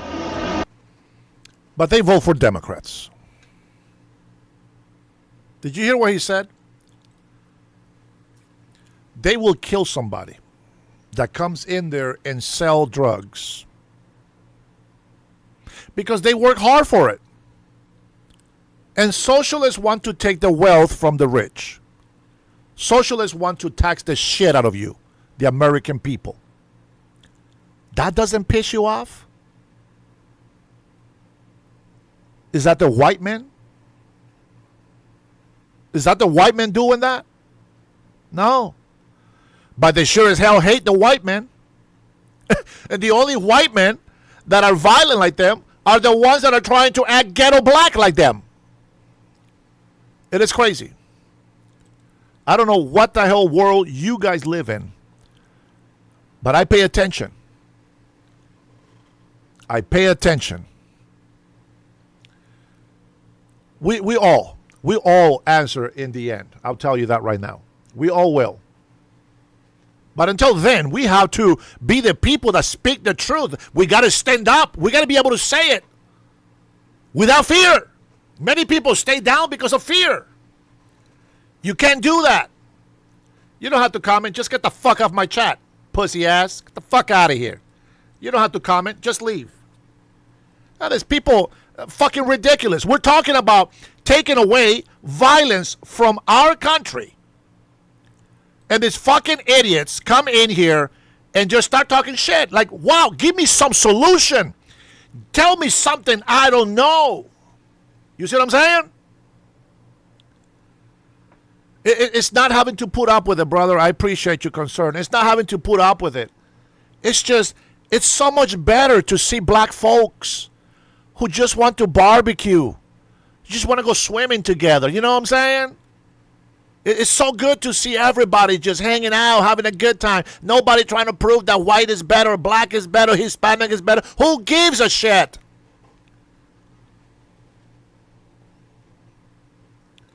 Oh, I work for my father. I work for my father. You don't do that. KTG, 30-minute timeout. Don't do that shit. Don't come over here and put in your evil, demonic way. I know, Don. I got you. You see what I'm saying? I'm not the only one that sees it. I'm going to tell you, man, when you go down to the ghetto areas, man, whether it be Hispanics, Asians, or blacks, it is a dark spirit, man. How it's you know one of the things that I do love about Honduras. I'll tell you this. Now, you don't have to believe me. Fuck you if you don't believe me. When I came to this country, 14 years old, I came here at 13. 14 years old, we came back to Honduras 2 weeks, got my green card, came back to the States. About 3-4 years later, 5 years later, I went back to Honduras by myself. I have gone from being a little boy now to a young man. And I remember walking down the heat. Fudge, dude. It was like I had a fire flame in my chest. I can barely breathe. And I see the Honduran kids, blacks, a couple of Asians. We do have some Asians in Honduras. A couple of Asians, just Hondurans like myself playing basketball out there. And I remember catching the bus. And I'm sitting there in this bus, and there's the black people speaking Spanish with the same accent that I have. I'm going to tell you, the way that this country here, the way that black people claim the victimhood and they are so violent, I'm not talking about all of them. I'm talking about the ones that play the victim card, and they are the fucking violent ones. Just like the libtards, just like socialist Democrats. They say we're the violent, but they're the ones out there pouring paint on people and insulting them because they're wearing a MAGA hat. When we see somebody with a Biden, we'll just laugh. But these people are fucking violence. Antifa supporters, communist supporters. And I'm sitting here in this bus in Honduras, and I'm looking at the black people speaking Spanish, bro. Speaking Spanish. Honduran accent, Spanish. And a tear almost fell off my cheek, off my eye. Here's the funny part. You ready? These motherfuckers. The black guys were like 6'5". They're a lot taller than me. And when they saw me stand up, they're like, damn, this is a tall guy. I'm like, I look at that. You're taller than me. Why are you surprised? Well, they're probably looking at my skin color, you know? And I'm having a conversation with them, and bro, my heart was so warm, not with the fire flame of the heat, but my heart was so warm that I speak and I see the black people in Honduras, and it reminds me of what I grew up with. We were all the same. We shared the same soda bottle when we played soccer. We sweated together. We hugged each other when we won. We played together. I didn't know racism in Honduras. And then you come to this country, and people are talking about 200 years of slavery. I'm like, what the fuck are you talking about? There hasn't been slavery in this country for almost 40 years. But they continue to play that dumbass card instead of accepting that they are now Americans. You are a whole new civilization. You belong to the greatest fucking nation in the world. You understand? You're black, you're white, whatever your ethnicity, you have the same rights as everybody else. And you continue to say that the white man keeps you down. And there is your homies killing your people.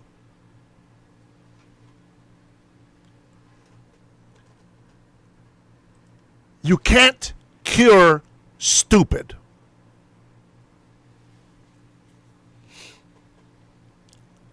Let me go ahead and switch back, and let's get back into. I need you to open your eyes, man. Stop it with the racism. Stop it with the victim card. Stop it with this resentment that you have from history. Appreciate where you are today. Stop making excuses, blaming others for your fucking dumb ass decisions. Make better decisions in your life. If you can't, if you need help, ask.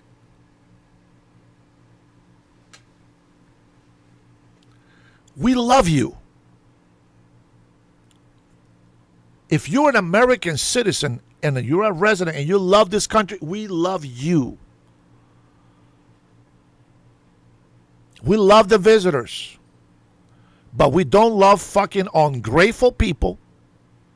Well, we still love them, but we don't like ungrateful people trying to destroy the very country that provides for them and their fucking family. Let's get back to Canada. Tariffs. Let's take a look. Let's continue. Let's probably read a couple of more minutes. Let's listen to that, and we'll jump into Attorney General Todd Blanche. Too friendly, kind, and helpful to resist. We also need to get down to real work. Less talk and more action. To support businesses, investment, and employment, there are a number of tax reform measures that should be taken to unleash our job-creating industries. And this includes introducing an aggressive accelerated capital cost allowance regime and cutting capital gains taxes for reinvestment in Canada. We should focus on buying Canadian if at all possible, including government procurement.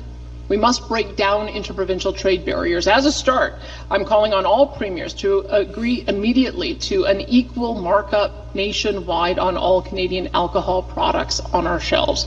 No more protectionism. Stop talking about it and just do it.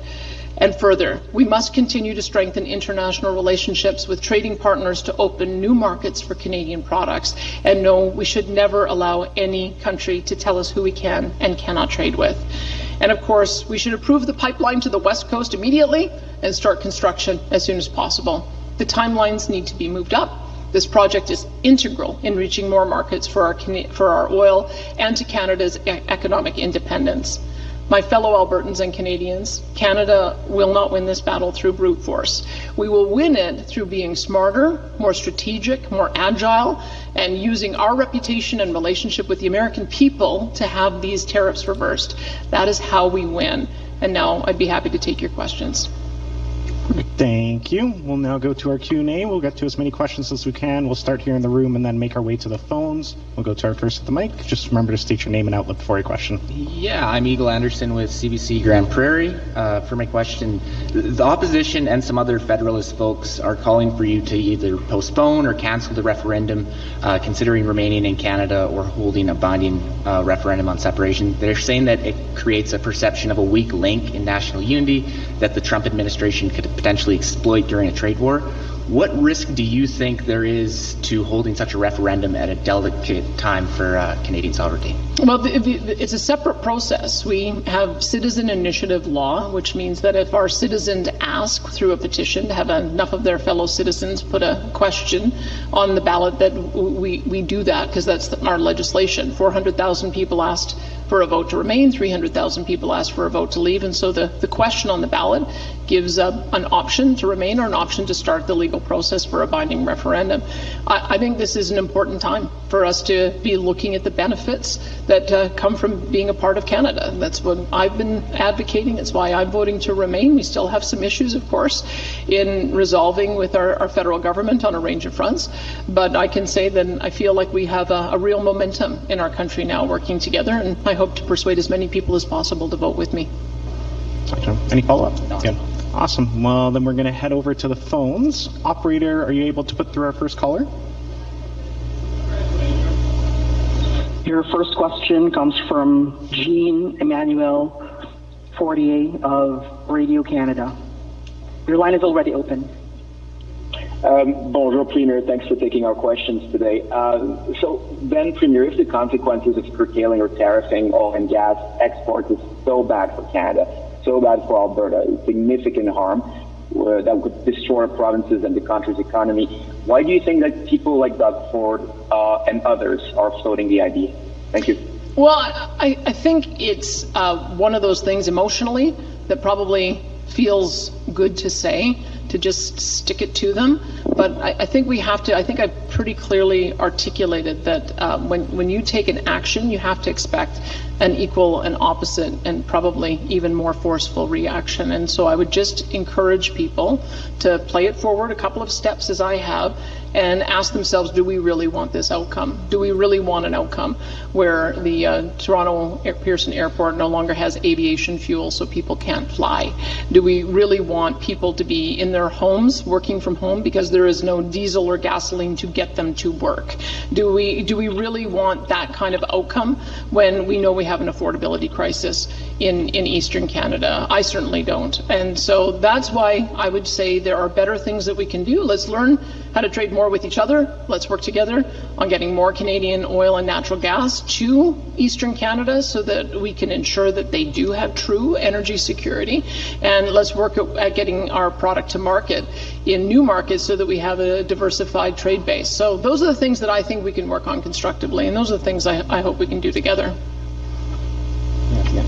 Premier, on getting stuff to market in Canada quickly, what are the options for Alberta oil and gas that we're not using right now? We're talking about the TC main line that's not fully at capacity? Other things that you have in mind? Can you enlighten us on that, please? Thank you.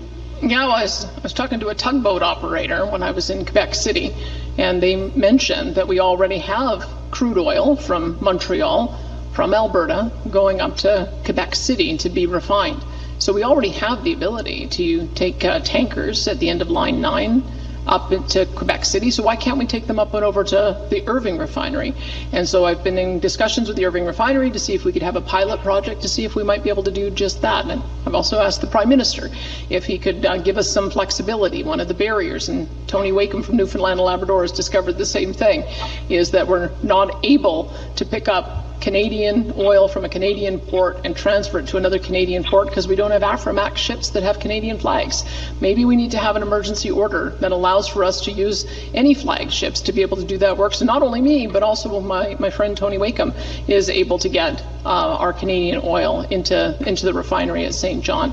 Another example is we used to sell almost 100% of the natural gas that Eastern Canada used back in the early 2000s. Because it was cheaper to get it from the Marcellus in Pennsylvania, they reversed the lines. And so 3 BCF a day that used to come from Western Canada is down to 1 BCF a day, and they're getting 2 BCF from the United States. Well, if they were able to get 100% of their gas before, they can do it again.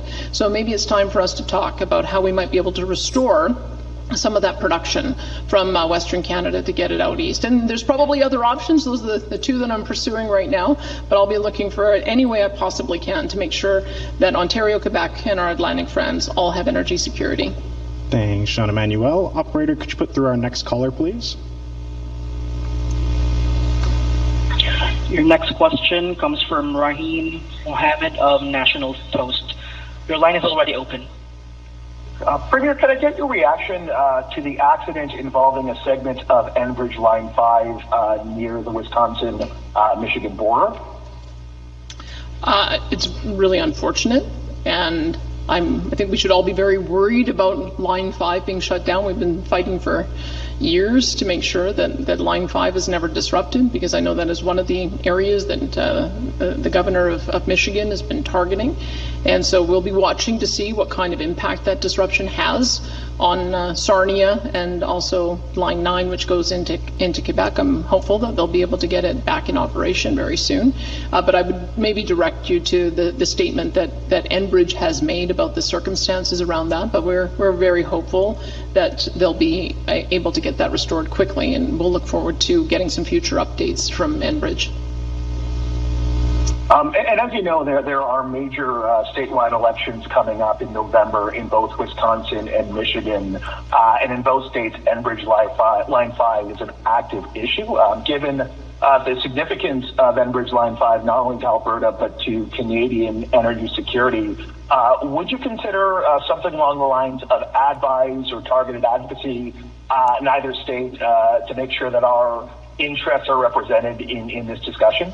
I can tell you I've been advocating on Line 5 all the way back when I first got started. I've been staying close with Enbridge to get updates with the various challenges that have gone before Line 5. I'll do whatever it takes to make sure that the service gets restored and that it is maintained. I think the administration recently gave some indication that, notwithstanding a recent court decision that would have stalled it, they believe that this is important to maintain. We do have a cross-border oil treaty with the United States that I would hope would continue to be maintained. But let's remember, this line, when it lands in Sarnia, provides about 50% of the oil that Ontario refineries use, and then going on to Line 9, it provides about 2/3 of the oil needed in Quebec. So it's a very big deal, and that's part of the reason why we want it to get restored quickly. Part of the reason why, when I say it goes through Wisconsin and Michigan, why we have to be very mindful about using energy in the way that's been described by folks like the leader of the NDP official opposition. But it's also the reason why Doug Ford and I have talked about creating an alternative Canadian-only route. That's what the Northern Shield feasibility study is all about, is how can we make sure that we have an alternative route so that we can ensure that Sarnia and then onwards to that, both Ontario and Quebec never have to worry about a disruption in supply. Thanks, Raheem. Operator, can you put through our next caller, please? Your next question comes from Jack Farrell of Canadian Press. Your line is already open. Awesome, thank you. Premier Scott Moe today, just a couple hours ago, said that Saskatchewan is going to put a 50% tax on U.S. alcohol and only allow data centers to be built by Canadian operators actually be developed in his province as a result of the breakdown in trade talks. I'm wondering if you will do the same or at least consider doing the same. Well, I mean, we'll certainly take any ideas that we're seeing other provinces do forward to our trade committee. As I said, we're having our first meeting tomorrow, and I'll bring those items to forward for further discussion.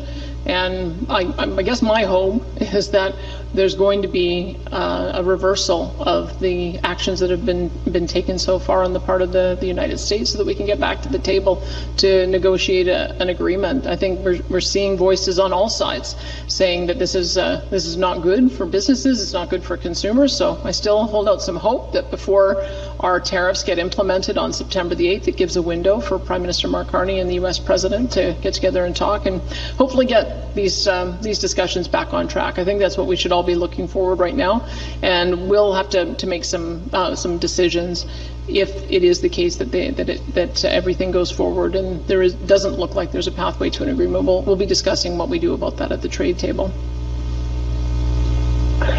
And then you reportedly told a couple of UCP town halls over the summer that if the referendum in October, if Albertans vote to have a second binding vote, that you would hold it next spring before the next election. When I've asked your office for you to kind of confirm that outside of the UCP town hall format, I was given statements that didn't say as much. So I'm hoping you would be able to say that to a more general audience now.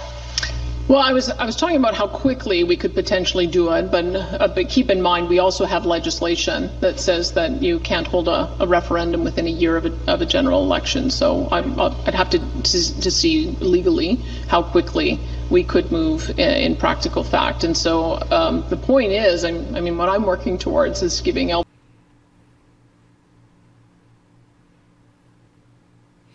Nice, real fishy. That is your 5-month commemoration of being a member of the Dennis Herrera Show. Thank you for your love and support, brother. I appreciate you. That the country can work as it was always intended. And I think that we can make the case stronger today than we were able to 18 months ago. I'm pleased that the Prime Minister is finding ways to acknowledge the grievances that Albertans have, because they were legitimate grievances, and to work with me on resolving them. I don't think that you solve problems by ignoring them or papering them over. You talk them through and you try to find some common ground. I've demonstrated that in my negotiations and discussions with the Prime Minister, as well as with other premiers, that we can find areas to work together. And I hope that gives more Albertans confidence that the country can work. That's what I'm working towards, convincing people on October the 19th. Thank you, Jack. Operator, can you put through our next caller, please? Our next question comes from Janet French of CBC Edmonton. Your line is already open. Hi there. Thanks for taking my question. How much has this escalating trade war affected your ranking per se? If you had to pick and choose your favorite pipeline project that you think should be done the most rapidly, how has this affected the ranking of those projects in your mind? I think the West Coast oil pipeline, 1 million barrels a day with the new terminal point in southern British Columbia, is the one that has the greatest chance of getting to market more quickly. It's part of the reason we worked with the federal government on that route. Trans Mountain already knows the terrain. They have fresh environmental permits, fresh Indigenous consultation. They know where some of the rerouting should take place for efficiency and to avoid problems. And we believe that would allow us to get our product to market 2 to 3 years faster than the other alternatives. So the key sticking point is going to be October the 1st to see if we are able to get the interim approval, conditional approval. That's what we're working towards. And I hope a final approval, we agreed in the MOU, by September of 2027. I hope we can accelerate those timelines. We need to. We need to make sure that we have an opportunity to expand markets. I've always said that oil is a great calling card. You can lead with oil, you can lead with natural gas, and then pretty quickly the conversation turns to agri-food products, fiber,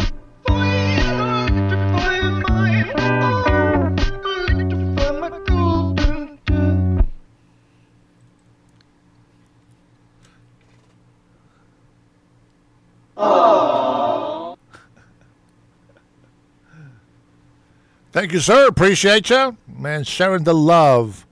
What else do I have in here? Man, I gotta get one for you. I gotta get one of those things when you guys put super chats besides the song. I gotta give you my special effect. You know what I'm saying? Oh my God! something like that. And everything else that we sell. So I think if we're going to be looking at ways that we can expand our trade to Asian markets, being able to have a product that they desperately need for their own energy security is a great opening way to expand that trade relationship.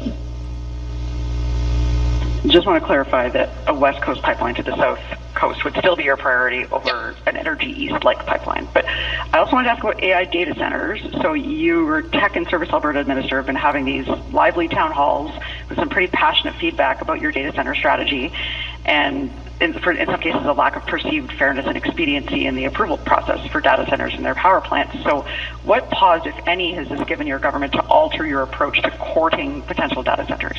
Well, I can tell you that we have identified some areas that we need to have some more robust regulation.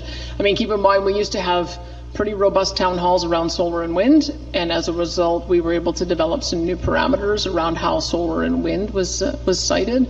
That took about 6 months to do, and we were back to being able to approve solar and wind projects, and we've approved many in the intervening years. And so sometimes you just have to do the town halls, see if you've got any blind spots, and then identify ways that you can fill them. The things that we hear about, especially with the decision in Olds with the Synapse proposal, the AUC said that having a major power plant with the data center, the 600 diesel turbines, 800 meters close to 700 homes was just too close. And so that gives us some guidance of what reasonable would be for setback areas. And what we've heard is, why make it so difficult for 320 municipalities? Why don't you help us with identifying what those setback areas would be? That's one part. We've heard concerns about prime agriculture land and the reluctance to have these sited in the middle of a farmer's field or a farming community.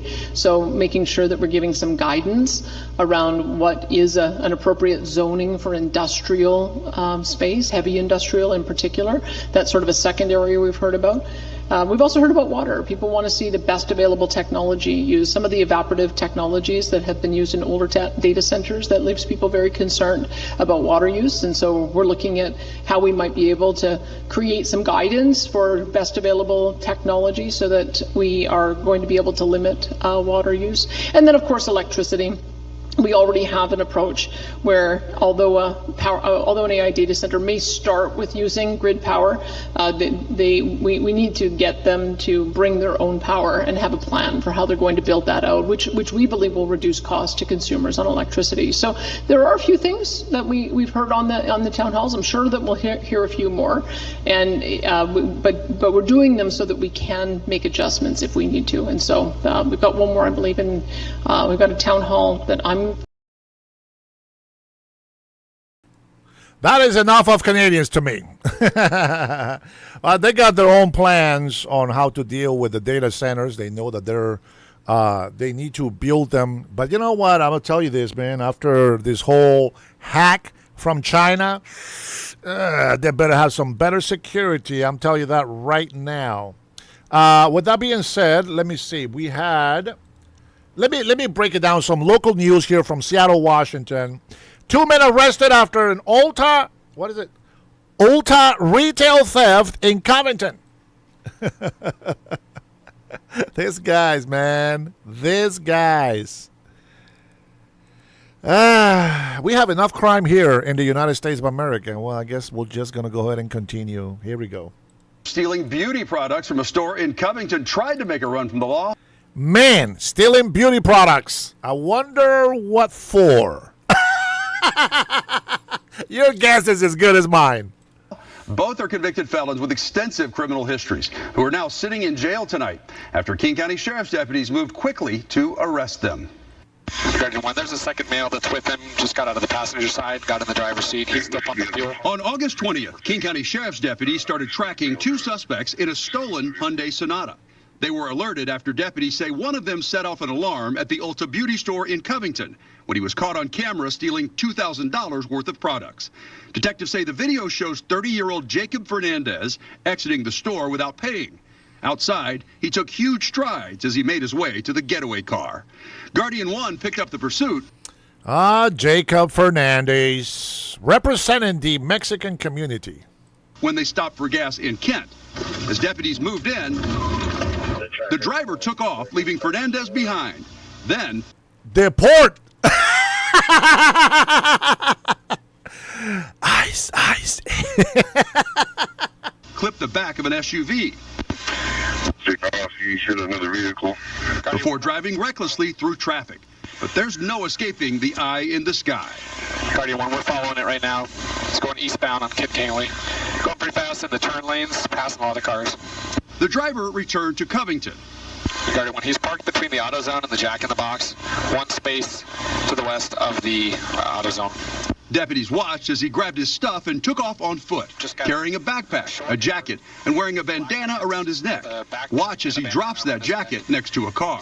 Guardian 1, is anybody coming over here to come grab this guy? He's running. He might even carjack somebody. You guys need to probably contact him. Grab him. In the jacket that he dropped, deputies recovered an illegal short-barreled shotgun. Boy. Security video showed him entering the Fred Meyer store. He started jogging to the bathroom where he changed his clothes. Stop right now. He thought he was slick. Face down. Get on the ground right now. Don't move. Detectives identified him as 24-year-old Kane Christensen. Representing the white community. Everything that was on him when he was walking out of us. Inside the bathroom, they located his backpack with the other clothes and bandana he was wearing. In custody, he told deputies he was having trouble breathing, so EMTs checked him out. Hunter, do you mind if I take some vitals on you? Say he ingested cocaine or fentanyl or both. So he doesn't do fentanyl, but he's afraid that's what it was. Of course, he was also running from the car to the store, but to be safe, Christensen was taken to the hospital where he was cleared for booking. Prosecutors charged him with organized retail theft, hit and run, attempting to elude police, possession of a stolen vehicle, and unlawful possession of a firearm. He has multiple felony convictions for most of the same crimes. In fact, he was in the King County Jail for 5 months before being released on July 20th, exactly 1 month before he was arrested again. Christensen is being held on $150,000 bail. Don't move, you understand? Jacob Fernandez was arrested at the gas station without incident. Prosecutors charged him with organized retail theft in the second degree. His criminal history includes car theft, attempting to elude police, DUI, hit and run, and first-degree burglary. His bail was set at $5,000. Represent the Mexican community in the States. I just have one question. Is he illegal in this country? Of course, Democrats will continue to defend these outstanding, law-abiding, illegal immigrants. Here is a post from my X account, and you guys already know what X means. It doesn't mean my XX. You know what I'm saying? America is no longer a safe haven for foreign criminals. Thank you at ICE.gov. ICE removes a Venezuelan colonel and human rights violator. I think every Democrat on this chat will be thankful to President Trump and the administration for deporting this guy who doesn't care about human rights. Get him out of here. Let's go ahead and read the report right here. Let's take a look. In Miami, August 18, ICE removed Rafael Jose Cuero Silva, a known human rights violator who participated in the detention and torture of political dissidents during the Maduro regime to Venezuela following a Department of Justice immigration judge's order of removal. Now, why is this important? This is very important because it supports the truth that I have been telling you, that we have been sharing here together in this channel. They call us crazy. They call us crazy. But we're not. Venezuela called themselves a socialist country and then became a communist country. That's just how it starts. They start recruiting and promoting the propaganda of socialism is a great thing. Socialism is fantastic until they run out of other people's money. And because they are so unrewarding, well, nobody wants to work. Yeah. Socialists don't like to work, so they don't make money. Me, on the other hand, we continue to work hard. Sometimes, with little money, and next time, boom, we get the big bucks. It is how we do it. It is what it is. And we choose to do this by choice. ICE arrested Cuero Silva, an illegal alien from Venezuela, on February 27, 2025 in Miramar. He entered the United States on June 20th, 2016 at Miami International Airport, but failed to depart in accordance with the terms of his admission. ICE officers continue to remove human rights violators to their home countries, said Aero Miami Field Officer Director Matthew Elliston. This removal reflects the outstanding work of ICE Miami, HSI Miami, FBI Miami, and the Human Rights Violators and War Crime Center. We are committed to public safety and national security and to ensuring the United States does not become a safe haven for individuals who participated in the persecution, torture, or other serious human rights. This is to prove that the government, the socialist government of Venezuela, was a communist, tyrannical government, forcing 8 million plus Venezuelans to exile from Venezuela.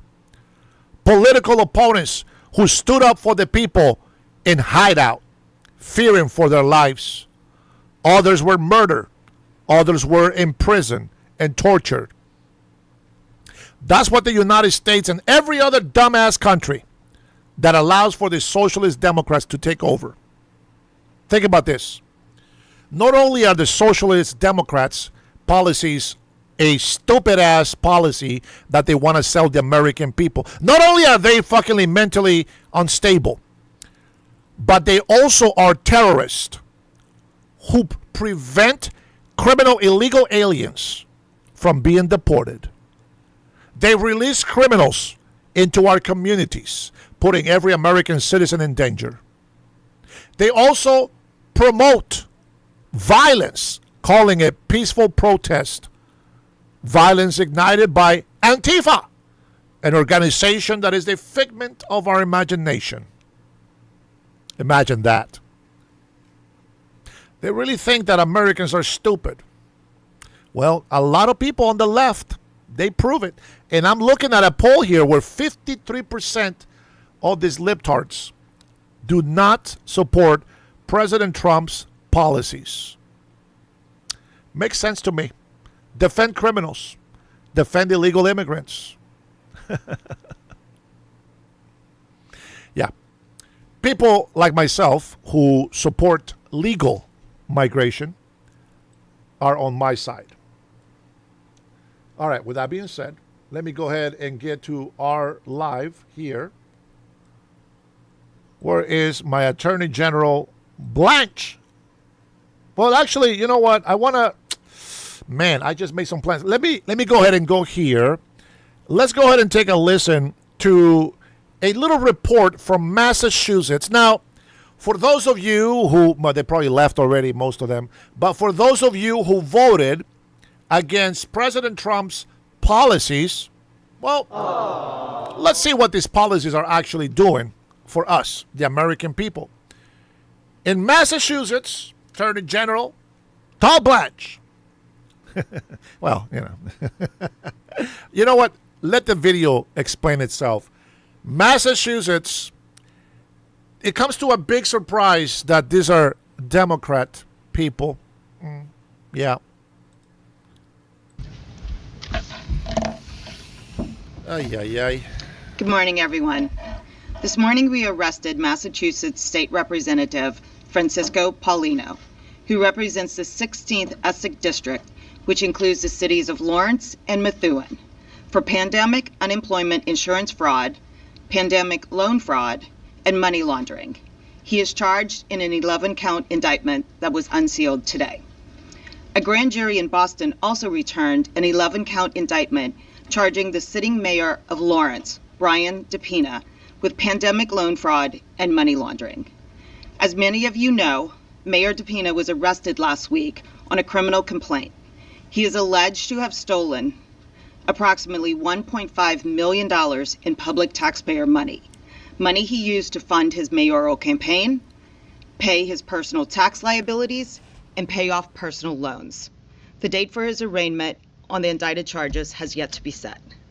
According to the Paulino indictment, Mr. Paulino devised a scheme to fraudulently obtain more than $700,000 in federal pandemic-related relief funds.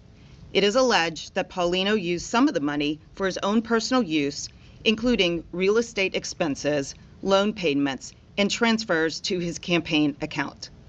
Other money he flipped around and lent to other individuals at higher interest rates than the pandemic loan rate, basically making more money for himself at the expense of others. Prior to being elected for a seat in the Massachusetts House of Representatives in November of 2021, it is alleged that Paulino ran several businesses, including Madison Tax in Lawrence. Madison Tax provided tax preparation and business planning services to small businesses. Paulino's alleged fraud began in April of 2020 when he allegedly filed an online application for pandemic unemployment assistance benefits, not for himself, but rather in the name of an unwitting 77-year-old relative. The application falsely claimed that the relative had worked for Madison Tax in 2019. Once the unemployment claim was approved, based on the false information Pauline submitted, funds were deposited into an account that Paulino controlled. From April of 2020 until September of 2021, Paulino filed false weekly certifications with the Massachusetts Department of Unemployment Assurance, all in the relative's name. These unemployment benefits that Paulino fraudulently obtained for himself totaled over $44,000. Paulino also allegedly filed fraudulent paperwork with the Small Business Administration in order to obtain economic injury disaster loans, commonly referred to as EIDLs. Some of these applications were for businesses Paulino owned, and others were filed in the name of a business owned by a client of Madison Tax. It is alleged that Paulino used the fraudulently obtained money for his own benefit. First, Paulino allegedly filed an application for an EIDL in which he falsely represented that the revenues of one of his businesses, Jackson Enterprise, were over $426,000 during the time frame of January of 2019 to January of 2020. The problem is that the business wasn't in operation until August of 2020. The SBA approved the loan based on the alleged false information and sent $136,000 to an account controlled by Paulino. It is further alleged that Paulino obtained an EIDL of over $109,000 for Madison Tax in May of 2020 and later requested an increase to the Madison Tax EIDL. In July of 2021, the SBA approved an increase of over $290,000 to Madison Tax's EIDL, and Paulino falsely certified that he would use that $290,000 as working capital for Madison Tax. Instead, it is alleged that he loaned most of that money to other individuals through another of his businesses, Madison Mortgage, charging interest rates significantly higher than the interest rate he was getting for the Madison Tax loan. It is further alleged that Paulino took advantage of one of his tax clients by misrepresenting the terms and conditions for obtaining EIDL loans. As alleged in the indictment, based on applications Paulino filed, the SBA awarded over $345,000 in EIDL loans to his client's business.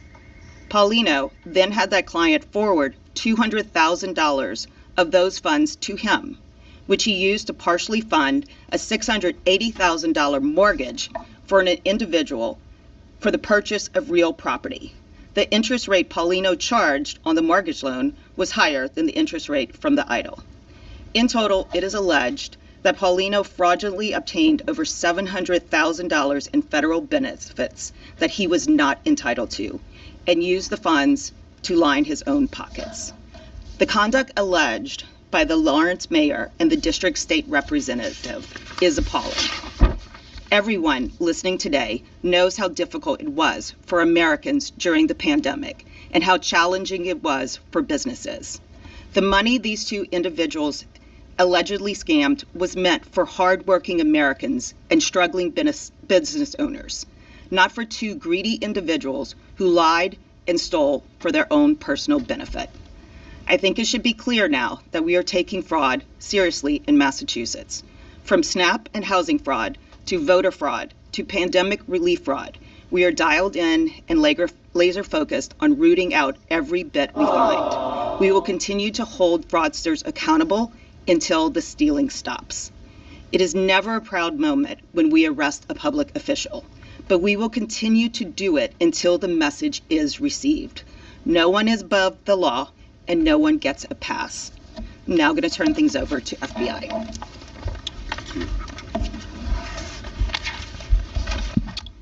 Good morning. My name is Ted Dox. I'm the special agent in charge of FBI Boston. We expect our elected officials to look out for our best interests, protect public resources, and to uphold the trust placed in them by their constituents. We do not expect them to betray that trust by cashing in on public health crisis and defrauding government programs to line their own pockets. But today, Massachusetts State Representative Francisco Paulino and Lawrence Mayor Brian DePena are accused of doing exactly that. A sitting mayor in a multicultural gateway city and a state representative in the Merrimack Valley have now been indicted by a federal grand jury for allegedly misleading their customers, constituents, and the government to defraud pandemic relief programs out of millions of dollars. Shortly after sunrise this morning, we arrested State Representative Francisco Paulino outside an apartment complex in Lawrence. His arrest comes on the heels of Mayor DePena's arrest in Lawrence a little over a week ago. Both men stand accused of lying to the federal government to fraudulently obtain more than $2 million in pandemic-related relief funds to bankroll their personal debts, political ambitions, and real estate ventures. They're also accused of trying to conceal their criminal cash flows by laundering that money. It started back in 2020, prior to Francisco Paulino's election to office, when he operated a tax preparation business which he allegedly used as a vehicle to make hundreds of thousands of dollars in fraudulent claims, COVID-related relief. To carry out this alleged scheme, Mr. Paulino betrayed the trust of some of those closest to him when he used the personal information of a 77-year-old family member to get unemployment assistance and a client to obtain small business loans. He's also accused of using other intermediaries to funnel this money into his own personal and business bank accounts. In fact, Paulino even used Heavenly Donuts, a donut shop in Lawrence that he founded, to obtain roughly $136,000 in fraudulent small business loans. As for Mayor DePena, we allege he started misdirecting public money for personal gain 6 years ago, back when he was still a city councilor. Simply put, both men are accused of treating the COVID-19 pandemic as their own personal cash cows, at a time when job losses were fast and furious and so many people needed help quickly. These relief programs were intended to assist workers, families, and businesses suffering massive economic upheaval.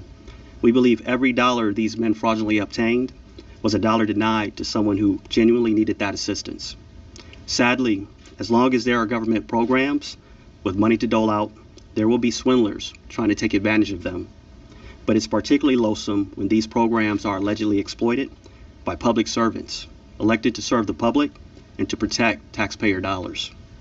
The public's trust is both vital and fragile, so the FBI's message today is clear. Emergency circumstances do not suspend the rule of law, and public service is not a shield from accountability. We want you to know that our investigation is active and ongoing, and anyone with information on this type of fraud, occurring at any level. We're asking you to share what you know with the FBI by calling 1-800-CALL-FBI, or you can go online to tips.fbi.gov. If you like, you can remain anonymous. My sincere thanks to the agents, analysts, accountants, and prosecutors who have worked so hard to advance this case, specifically FBI Boston's public corruption team, U.S. Attorney Leah Foley and her team, as well as partners at the IRS Criminal Investigation and State Office of the Inspector General. Thank you.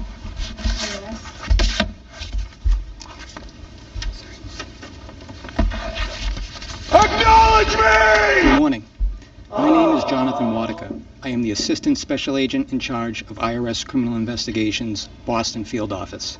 I would like to start by thanking United States Attorney Leah Foley, as well as our law enforcement partners for their hard work and dedication to this investigation. IRS Criminal Investigations' primary focus is to investigate financial crimes, and those crimes take many forms, from tax evasion to money laundering and theft of public funds. In this instance, Mayor Brian DePena and State Representative Francisco Paulino obtained and misused federal funds intended to help those most in need during a worldwide pandemic. These funds were intended to help small businesses survive unprecedented hardships. Instead of using these funds for their intended purposes and investing in their own businesses' ongoing operations, they used these funds to help themselves. Funds were intentionally diverted from bank accounts controlled by these men and used to fund items that helped no one but themselves, including Representative Paulino purchasing property and Mayor DePena paying his own outstanding personal federal tax liability. Let that sink in for a moment. Mayor DePena paid his own federal tax liability, something that every single American is expected to do, using funds that he took from the federal government. That is unfair to every single American who pays their fair share of taxes and fulfills their civic responsibility. CARES Act fraud is a large-scale, nationwide issue that has affected this nation, with millions of dollars in federal funds being siphoned off by criminals for their own use, which reduced the pool of funds for those who truly needed it. IRS-CI is committed to our continued efforts to investigate all instances of CARES Act fraud. Today is a warning to all those who have conducted fraud connected to the COVID-19 pandemic. If you think that you have gotten away with it, you are wrong. We are continuing to work with our federal, state, and local law enforcement partners to identify you, investigate you and your illegal acts, and ensure that you are prosecuted to the fullest extent of the law. Thank you.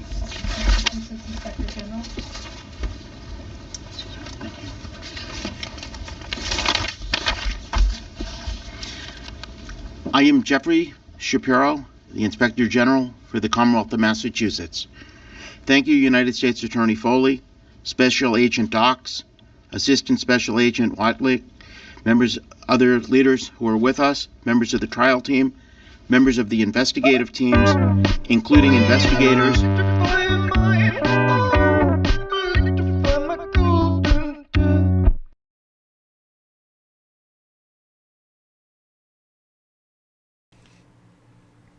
Cutting Edge in the house, making his appearance. And the people say nothing is happening. We are now arresting the thief politicians as well. Trump, I will obliterate the deep state. I told you, my American patriots, it's just a matter of time. Justice will prevail in the end. From the Massachusetts office of the Inspector General's office, who helped develop this case, and most importantly, members of the public. Today's actions demonstrate the strength of our federal and state partnership to hold those with nefarious intent accountable. The alleged conduct uncovered today, plus the conduct uncovered 2 weeks ago, not only diverted federal pandemic funds from individuals and small businesses who truly needed such relief to get back on their feet, but also violated the oath of these two public officials that they took to uphold the law. These defendants were elected to serve the public, and instead, it is alleged, they served themselves. Public service should never be self-service. I want to thank those who made initial tips to our office. I want to thank our investigators and other investigators that worked on this case, and I want to encourage the public, should they have information or tips on any case that they think is concerning, to contact the Massachusetts Office of the Inspector General and make a tip, whether anonymous or otherwise. You can see from today's events that these types of tips matter. We take everything seriously, and we work closely with our colleagues and partners. Thank you.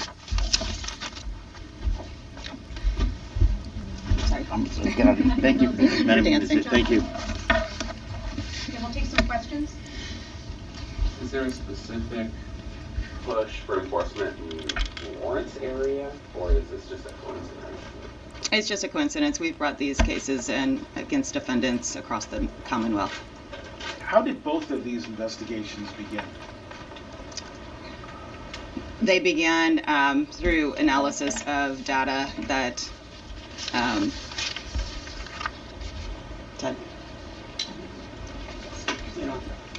I think like many of these cases, they began through a variety of sources that we have, the community. That's why we pushed out that call. If anyone has any thing that they want to tell us, if any of these types of frauds are going on, to let us know. Oftentimes it starts in that way as well.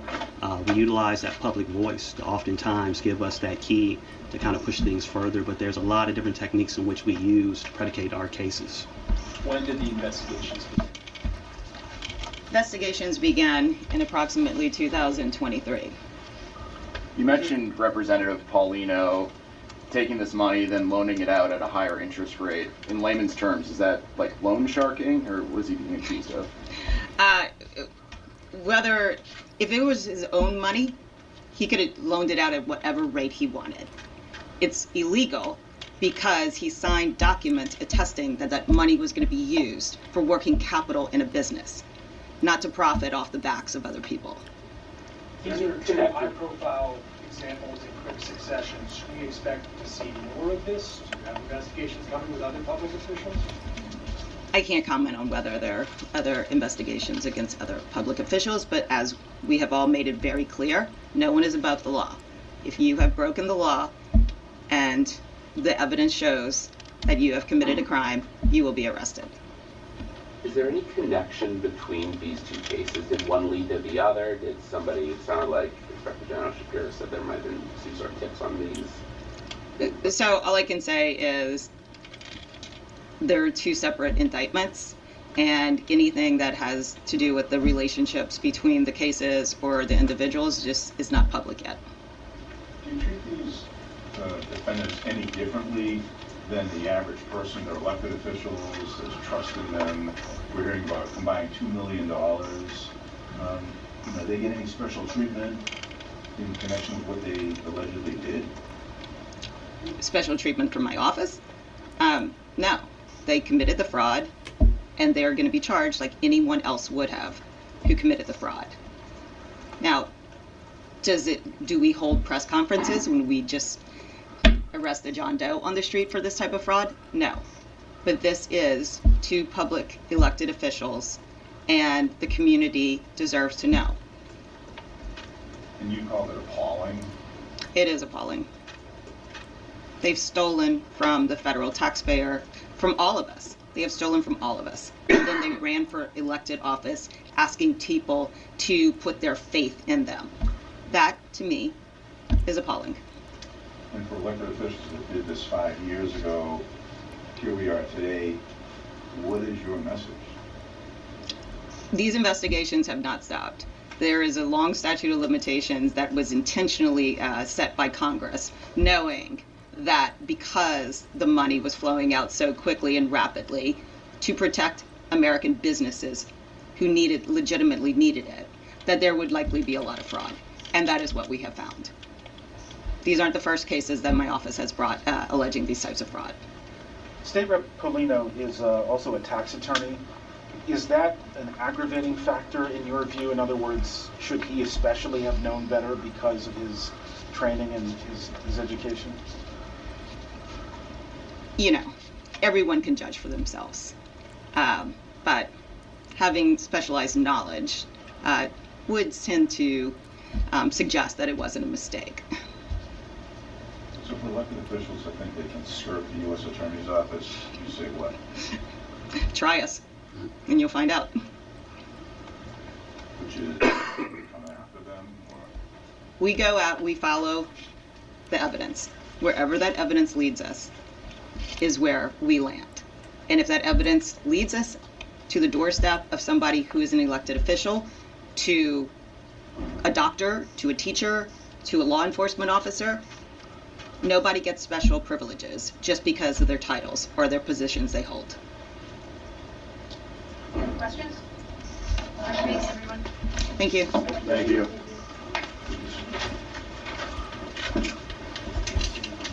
All right, there you go.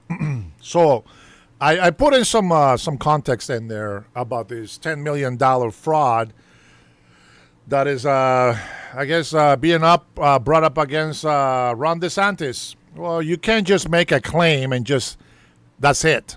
Make a claim and prove it, right? Make a claim and prove it. During a press event in Lake City, Governor DeSantis forcefully rejected the report's conclusions. He stated that no Medicaid funds were diverted, calling the $10 million a legal private contribution made by Centene separate from the baseline settlement. He further argued that the only crime that was apparent was whoever leaked the grand jury report. Ouch. Might be a countersuit on this one. The current Florida Attorney General, who previously served as DeSantis' chief of staff overseeing the Target PAC, joined the governor in calling the controversy a politically motivated attack. That doesn't surprise me. So, there's going to be a fight. This is what I tell you, libtards. When you guys come in here and you make a claim, you better back it up, because we're going to research it and we're going to make sure that we know the truth. With that being said, here's Attorney General Blanche, I believe. Here is good news for America. 80 gangbangers off the streets, and hopefully forever. Let's take a listen. Let me remove. Let me see if I can still play this. Actually, let me see. May have to start over. I might have to start over. Okay, let's close it. Open up a new browser. Bada bing, bada boom. There we are. Okay. There we go. All right. That's much. Boy, the fucking quality of this sucks. Let me see if I can get it better. Nope, that's just the shitty ass quality that we have. All right, here we go. Se las acusa por posesión y distribución de heroína, fentanilo, crack, cocaína y marihuana. Mantenían sus operaciones de tráfico de drogas en aproximadamente 23 residenciales públicos y comunidades de Mayagüez, virtualmente en todo Mayagüez, Puerto Rico. 21 de los acusados también enfrentan un cargo de posesión de armas de fuego durante la comisión del delito de tráfico de drogas. El objetivo de bajadeo era mantener el control de todas las actividades. I didn't know it was in Spanish. Man, you guys are over here like, what the hell? What is this shit? We don't speak Spanish, man. This is America. Speak English. Unbelievable. Now I got to research it again. I got to search it again. Oh, my goodness. What the hell is this? Uh-oh. We got more people, guys. More people that are going to join the women's basketball team, but we'll go to that later. What the hell did I just copy? 80 gangbangers off the street. Attorney General Blanche. What the hell happened? Yeah, what the hell? That's what it says. All right, Fox. You're screwing with me. Let's take a look. News. Where is Blanche? I can't believe in Spanish. I mean, I don't mind it. Obviously, I understand what it says, but you guys won't understand. So let me go ahead and get rid of that. I guess we're going to skip Attorney General Blanche's speech. Apparently. All right, that's not what I want. Okay. So there's that. Spanish. Not much help. Not much help. Let me go to the subscriptions here. And let's go to Fox. I mean, I would go look at CNN, but they didn't report it. So there's that. Fox Business. Let's see. Videos. Unless you guys want to hear some more Trump news. I'm trying to be fair here to our leftist friends that don't like to hear about Trump too much.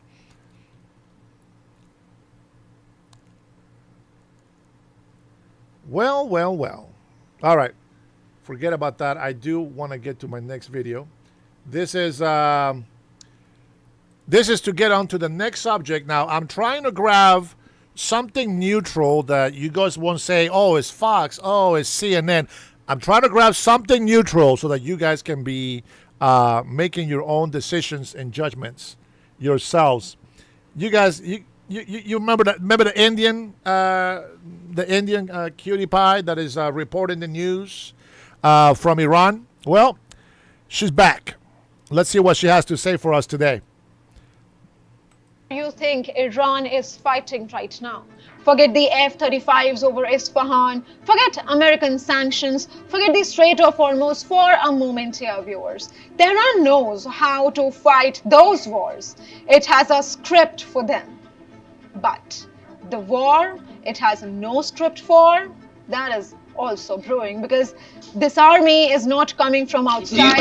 It is rising inside Iran's own borders, built to do what no foreign air force ever could: take the regime down from within. And Tehran may have just handed it the perfect battlefield. Hello and welcome. I am Nikita Kapoor and you are watching Decoded. And in this episode, viewers, we decode why Iran wants to change its capital, who is the one enemy, actually a complete army ready to take down the Islamic regime from the inside. And can Iran ever win that fight, even as it fights the United States and economic isolation all at once? Let's start with why Tehran wants to run away from its own capital city. For 5 straight years, Iran has not seen enough rain. This is not a dry spell. This is the worst drought in a century for Iran. The numbers are terrifying, viewers. According to Iran's own water company, 19 major dams, roughly 10% of the nation's total capacity, have already run dry. Now look at the capital, Tehran, 10 million people. It depends on 5 dams majorly. One is nearly empty, and the main one, the Amir Kabir Dam on the Karaj River, is functioning at less than 8% capacity, holding just 14 million cubic meters. 8% of capacity, enough for less than 2 weeks.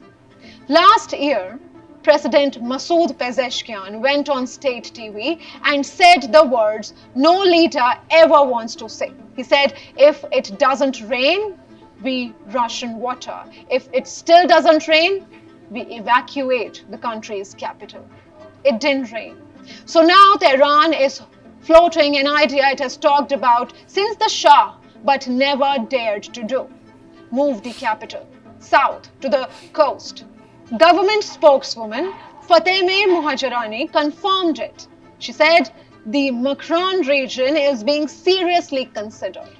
Makran, a largely undeveloped coastal area on the Gulf of Oman, stretching across Iran's southern, impoverished Sistan-Balochistan province.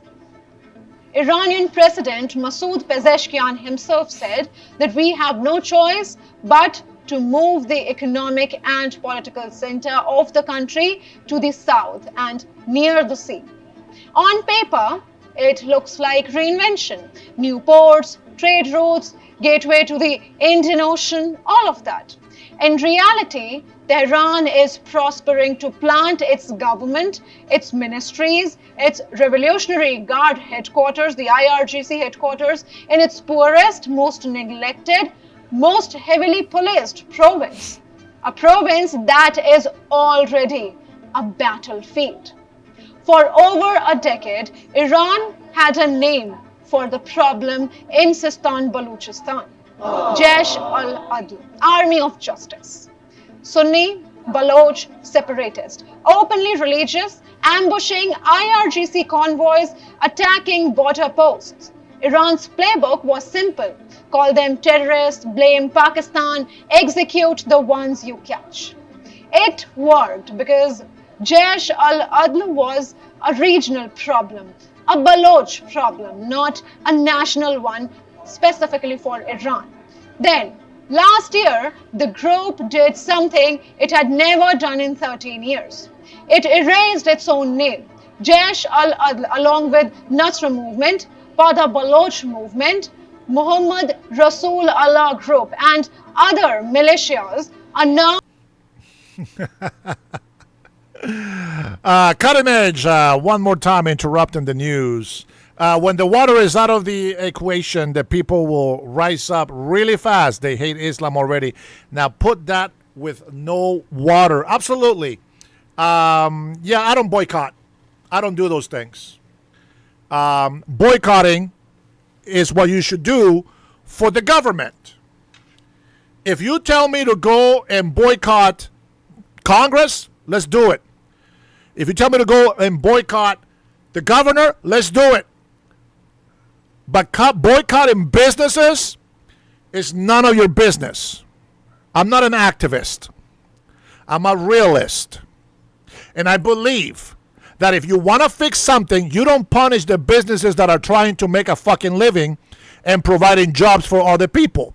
What I think you should focus your energy, Mr. Travis, is to go fucking talk to the corrupted government that rules your city and your state. Sorry about that, Tanya, but I don't believe in that shit. Not for me. the formation of a single united organization called the People's Fighters Front, PFF, a merger of several Baloch political groups. Now, why does a name change matter? Because timing is everything, viewers. That same month, if you remember, in December last year, all of Iran was in the streets before this war began. The biggest anti-regime protest, slogans rejecting the regime's foreign entanglements, demanding it answer for what is happening at home inside Iran. And the newly formed People's Fighters Front, PFF, picked precisely that moment to stop sounding like a separatist militia demanding independence for Balochistan. On January 7th, PFF gunmen assassinated Mahmoud Haqiqat, the police chief of Iran Sheher. 4 days later, they hit a law enforcement patrol in Dashtiyari. In August, 5 officers killed in an ambush. In July, they attacked a courthouse in Zahedan, killing at least 6 civilians. This is a militia proving it can reach into machinery of the state itself, not just snipe at its edges. It can kill the police chief, it can hit the courts, it can paralyze the local government as well. And this is the fight the regime cannot afford to lose focus on. Because everything else Iran is juggling right now makes this one even more dangerous. At the same moment this army is rising in the southeast, Washington has unveiled what Treasury Secretary Scott Bessent is calling an economic D-Day. Operation Economic Outcast, choking Iran's oil to zero. So now you have water crisis forcing the capital to move to the most rebellious province with an army of its own, a militant group rebranding from separatist to national revolutionary, an economy under D-Day sanctions, and a leadership fighting itself on camera time and again, and a supreme leader who is missing. The IRGC now faces an impossible dilemma. If it moves the capital to Macron, it moves its own head into the kill zone of the People's Fighters Front, the PFF. It will have to send tens of thousands of troops to secure a coastline that is currently controlled by militants. If it doesn't move the capital, Tehran, a city of 10 million people, runs out of water in 2 weeks at a time. And that itself will spark riots bigger than any protest Iran has ever seen. Empires rarely fall to the enemy they were watching.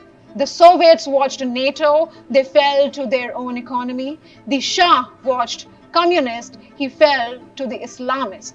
Iran is watching Tel Aviv and Washington, but the army rising inside its own borders in the desert where it wants to build its new paradise may be the war that actually ends the regime. I am Nikita Kapoor. This was Decoded.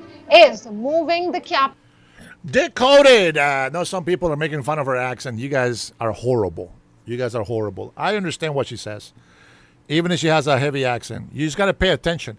If you don't pay attention to people, even if they speak perfect English, you still don't fucking understand. Now, here's the thing that I have noticed about Walmart, okay? You guys know that I am here to protect small businesses, mid-sized businesses, and big corporations because they offer hundreds of thousands of jobs, which is also including porting taxes into our economy.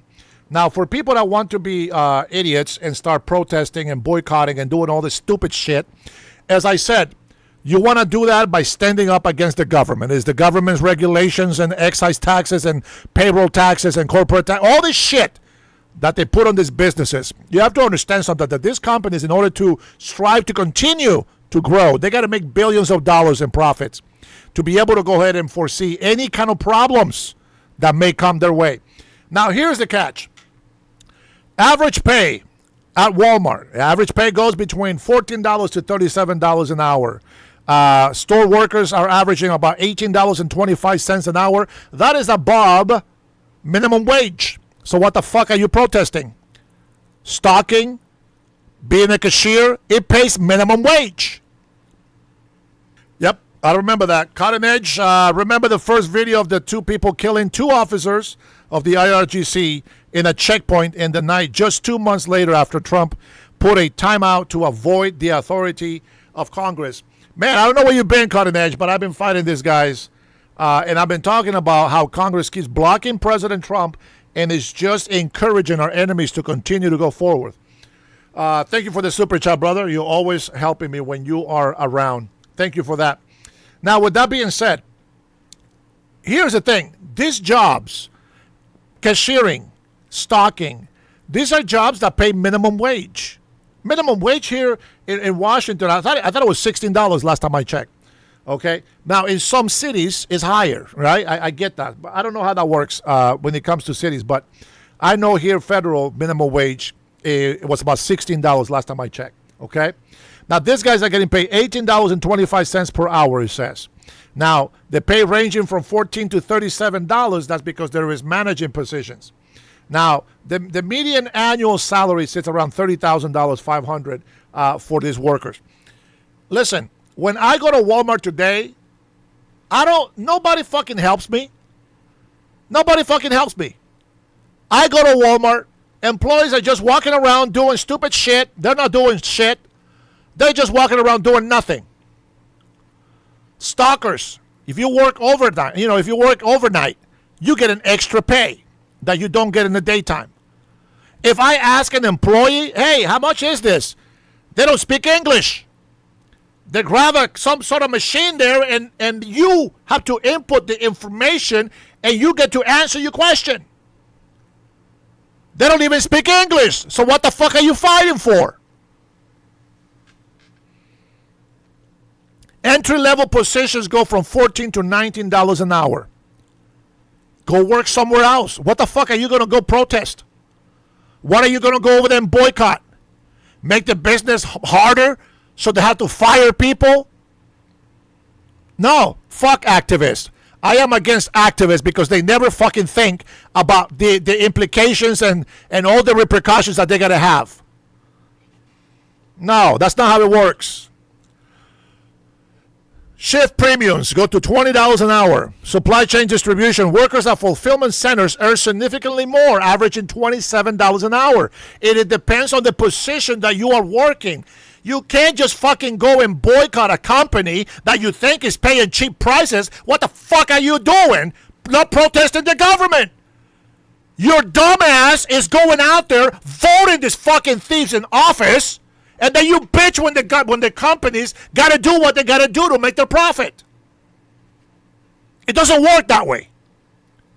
If you don't protest the government, if you keep voting for these fucking morons into office, you have nothing to say about anything that happens anywhere else in the fucking country. I'm a realist. I think outside the box. You want to fix something, you go to the top. Let's shut down Walmart, which we did on 112th and Everett. Walmart shut down. Hundreds of jobs lost. Nobody is shopping there no more. It's fucking shut down. Do you understand? Hundreds and hundreds of jobs lost. If you believe we are living in a crisis, for Pete's sakes, don't make it worse. Kmart, gone. JCPenney, gone. Mervyn's, gone. Bon Marché, gone. Fred Meyer's, gone. Albertsons, gone. You don't fucking see what's happening? It is the government that needs to be held accountable. When we address that problem, then we can go to the corporations. What are you going to do? Go and fuck up the companies more? They're already being double screwed by the government. You want to go do that shit? You see what I'm saying? Stop voting for fucking Democrats. And then we can fix our country. Fred Myers is gone. It's crazy. Fred Myers got pushed to the point where things were becoming too expensive. And the employees wanted to make more money. Well, now it's fucking gone.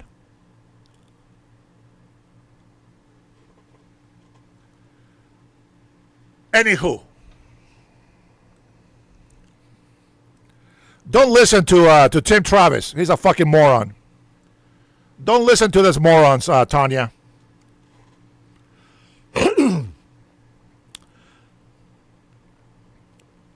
Let me go ahead and share some wind power because we support wind power electricity. It works out just great. Check this out. It's fantastic. Oh man, why would we get rid of wind power? It's phenomenal.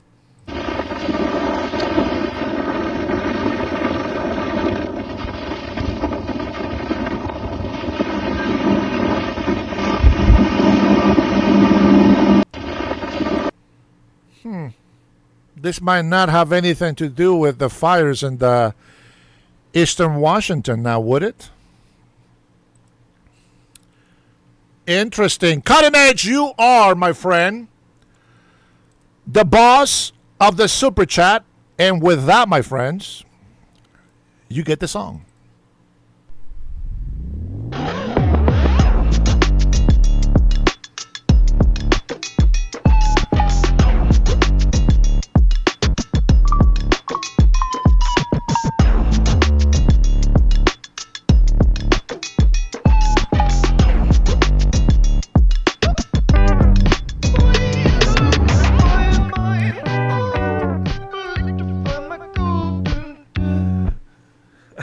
Cutting Edge, don't interrupt the celebration for you.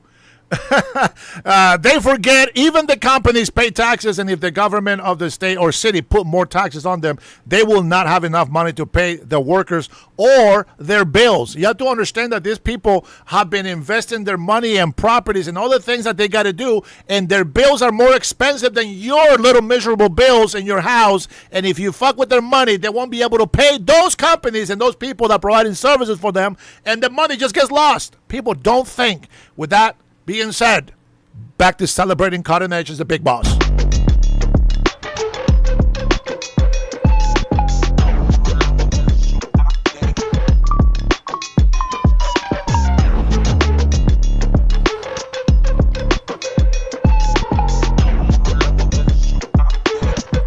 Is he here, kid?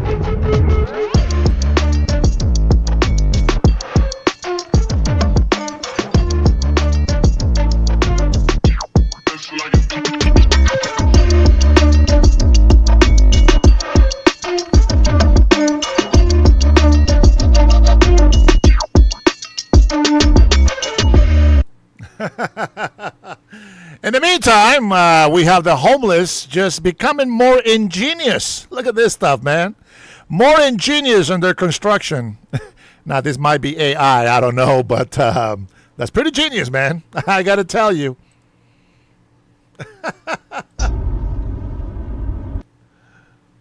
That is crazy. Look at this. Even a television is up there, bro. That's got to be fake. That's got to be fake, man. That has got to be fake. I still thought it was very interesting. But I do want to share something right here. This is very special to me. I want you to watch this. Watch these little girls, these little boys. What? Little angels, my friends. Little angels. Listen to this.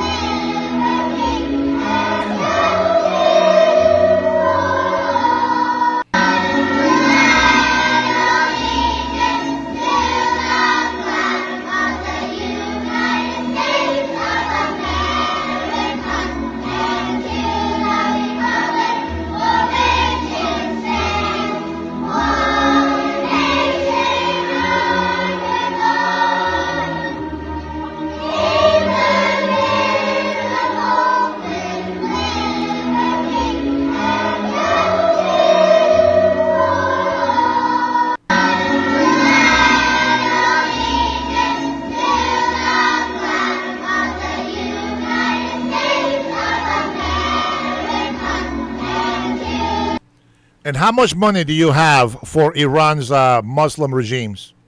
How much money do the Islamic regime spends over here in this country for their mosque, for their schools, for their cultivism? Huh? You need to let go of Israel, bro. You guys are fucking hateful. Stop it. Let me tell you what I don't support you, Mohammed, and your friends. I don't support you because I heard how you guys speak about Jews. I heard how you speak about Israel. You guys are one fucking hateful religion.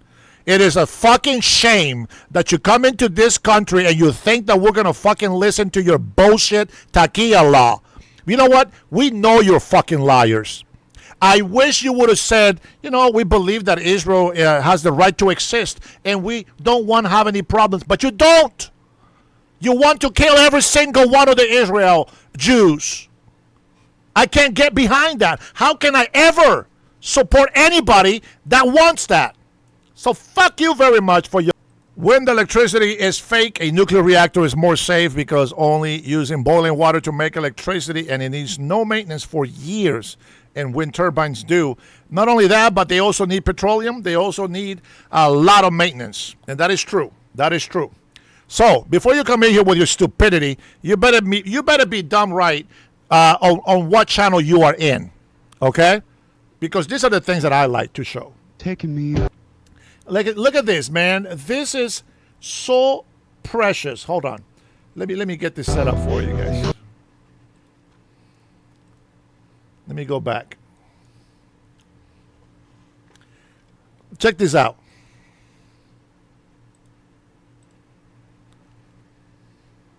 Dead and buried on the edge of your knife, staying drunk on your mind.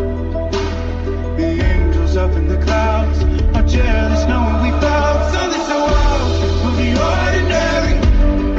You got me kissing the ground from your sanctuary, taking me out of the.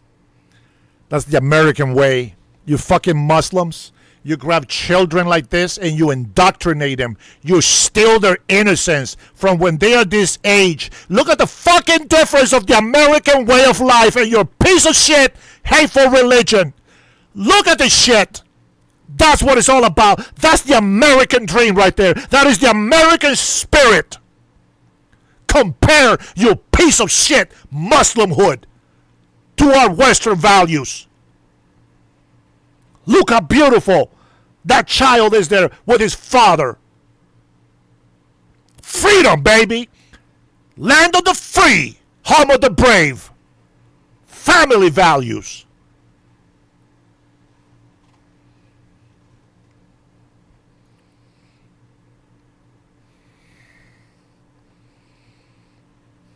Precious.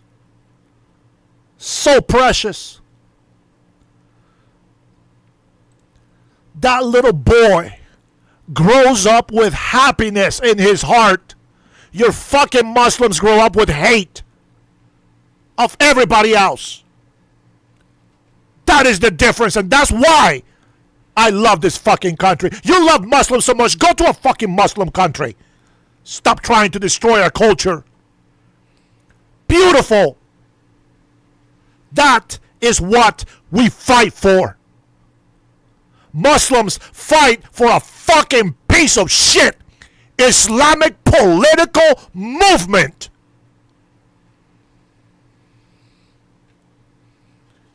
We love our God, but we fight for our families. We don't fight for God. He doesn't need your help. Our God is not a little teensy piece of shit God like Allah. Our God is almighty, and we don't have to kill people. He is almighty. We don't kill people because they don't agree with our religion or belief. You see the difference? You can say that I am the evil one, but fuck you very much. I will always fight for our freedom. I will never be politically correct. That's what's dooming the Europeans. Dumbass people. It should piss you off that somebody's trying to take away your freedoms and your rights. You see what I'm saying? Bruh. Compare your culture. Compare your happiness.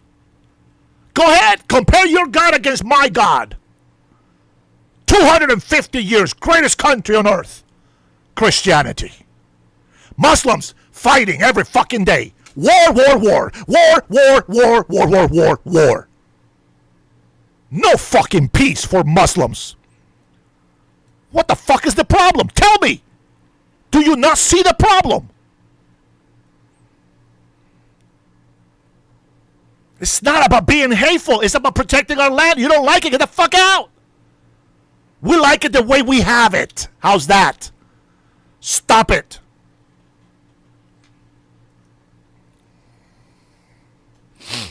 Unbelievable, man. People be fucking triggering me a lot.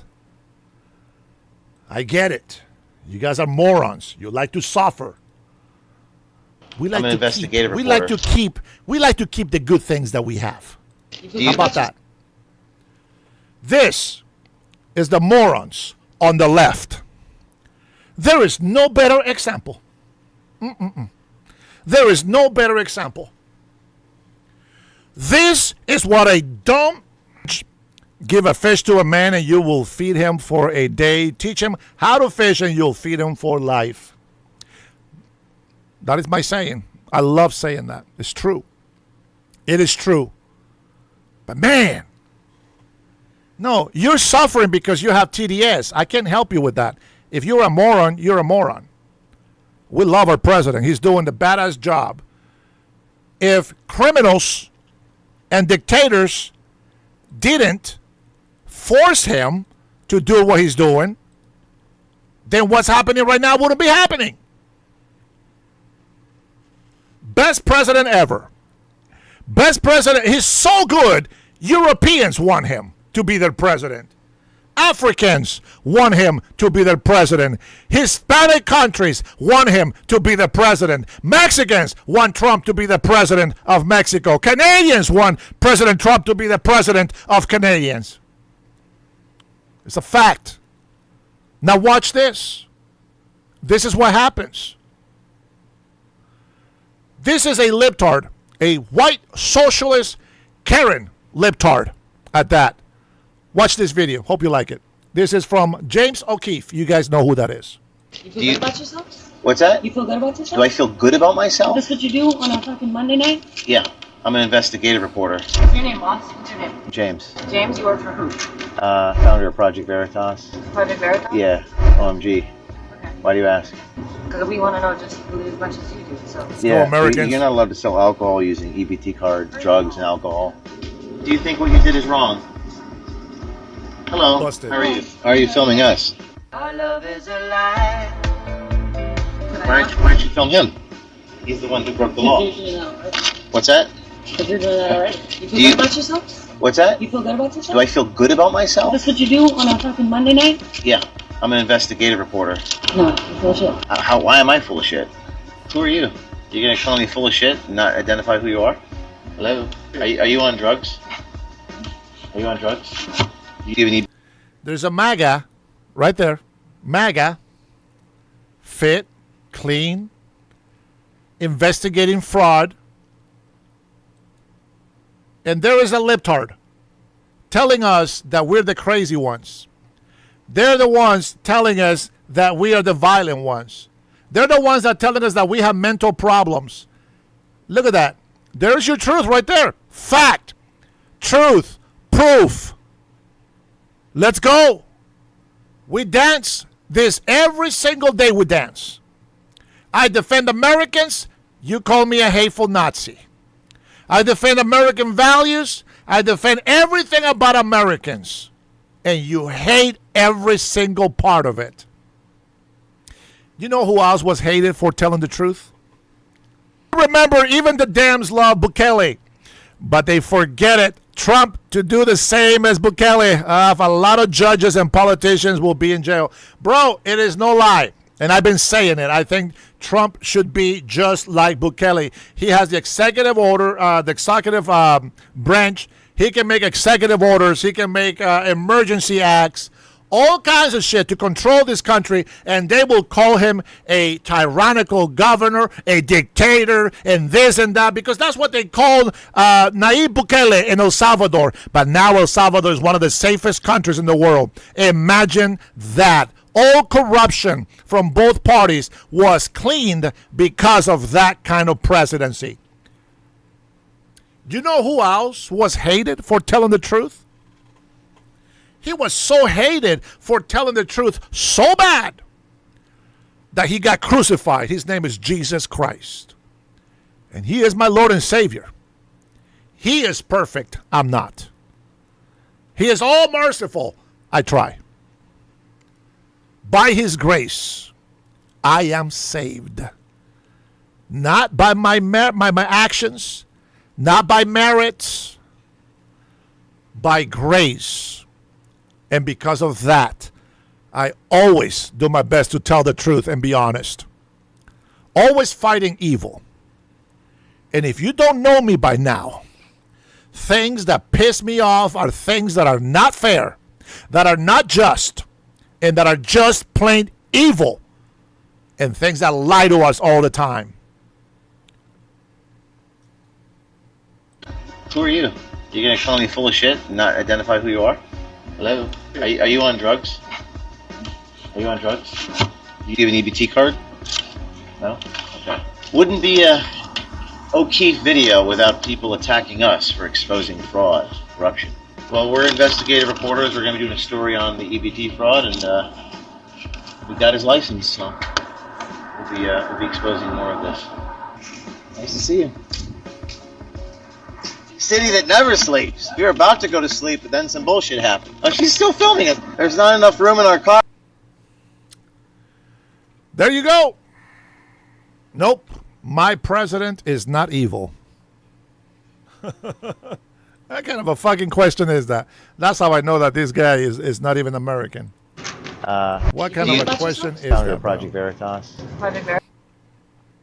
I love it. All right, that's what I had saved up on my Facebook account for you guys. And I think that's it. I think. Wait.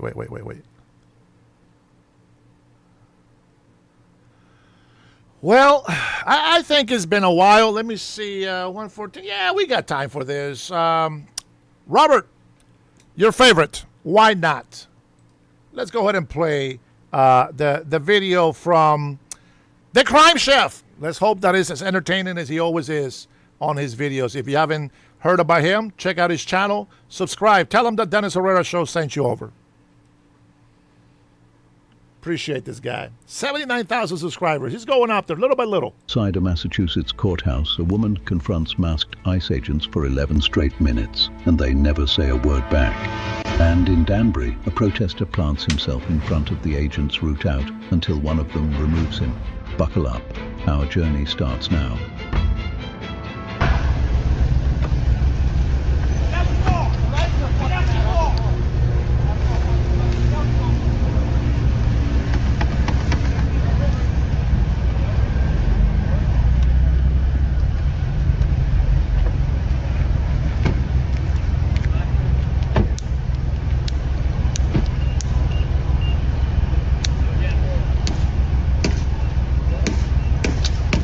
Two federal agencies, one car. The math is unfavorable to the driver, though she remains on the record unconvinced. Way too much. I can't. A bystander counts to 2 on the passengers she can see through the missing glass. There is a girl. There are 2. There's a girl in there too. That's a female.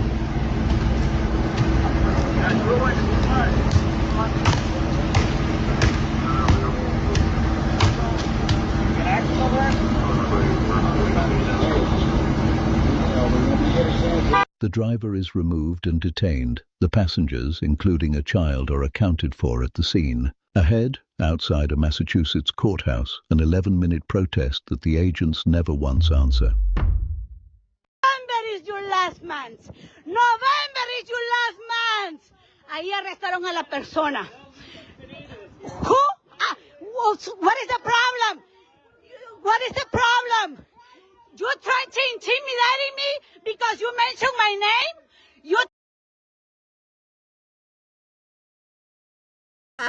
Wait a minute.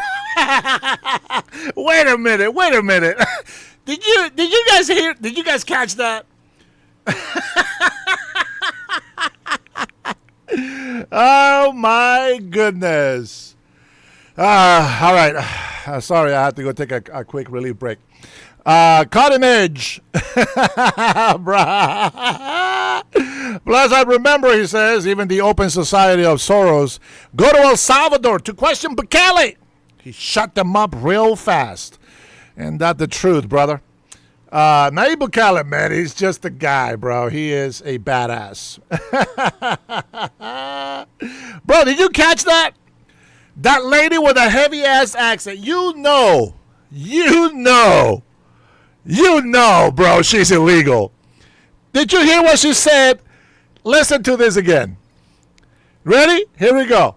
An 11-minute protest that the agents never once answer. November is your last month. When? November is your last month. When? Ahí arrestaron a la persona. November. Who? November is your last month. Americans. Need I say more? Need I say more? Illegal immigrants know they are voting. November is your last month. Look at the libtards. Look at the illegal immigrants, how they get messed up. Look, even Streamlabs takes them out. Look how they get mad at me. Look how they get mad at me when I am talking about American citizens winning. Illegal immigrants say, wait until November. Wait until November, she yells with confidence.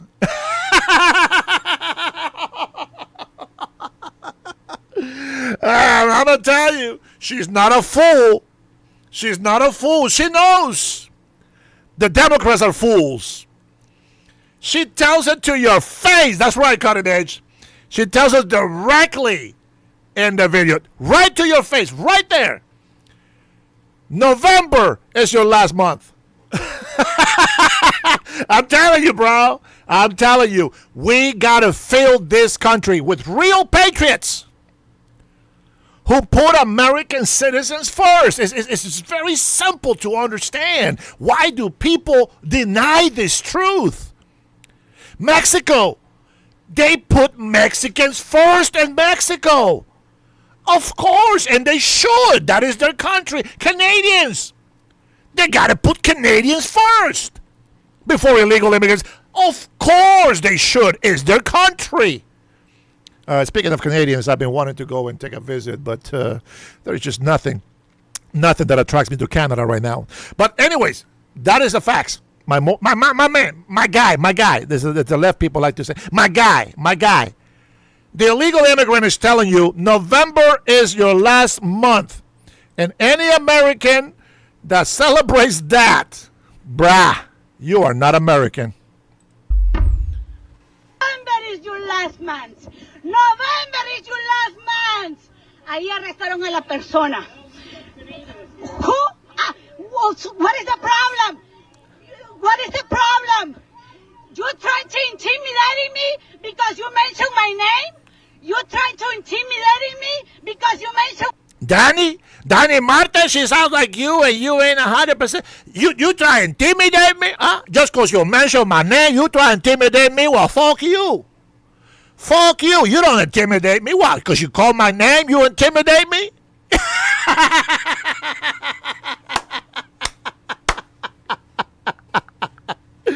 Oh, my goodness. Oh, man. It's getting to the end of it, isn't it? It's getting to the end of it. My name? Hello? You're not intimidating me. Hello? You are not intimidating me. You are not intimidating me. You are not. You are not. She sounds just like me. Yes, like me. The difference is I love this country. I love this country and everything about it. And I put Americans first. Yes. You know what I'm saying? This guy, bro. You come over here. Hey, listen to me. Let's go. Arriba, arriba. Ándale, arriba, Yepa, arriba. One more time, just for you, my friend, because you like it so much. Where's my tacos and the burritos? Hey, wait a minute. In all seriousness, every illegal immigrant has to go, but big booty Latinas get to stay. All right, with that being said, let's continue. You are not intimidating me. Do you think that I'm scary because you mentioned my name? Do you think that I'm scary because you mentioned my name? You think I'm intimidated? Huh? You think? Shame on you. This is our right to recording you. You going out in November and you look like a Latino face. Shame on you. Desgraciados. Oh, such a disgrace. Wait a second. What are you saying? You saying that I'm Latino and I'm a disgrace? Disgrace to who? I don't understand. Speak Spanish. I don't understand. Desgraciados. Oh. Imagine you go into somebody else's country and you go and insult them and their mother and tell them that you are their bitch. Imagine that. How does that make you feel? They have no reason, no right. They're not supposed to be there, but they are there. And they're insulting you in your own house where you live with your dog. What are you going to say? I will say you got to go. You got to go right away.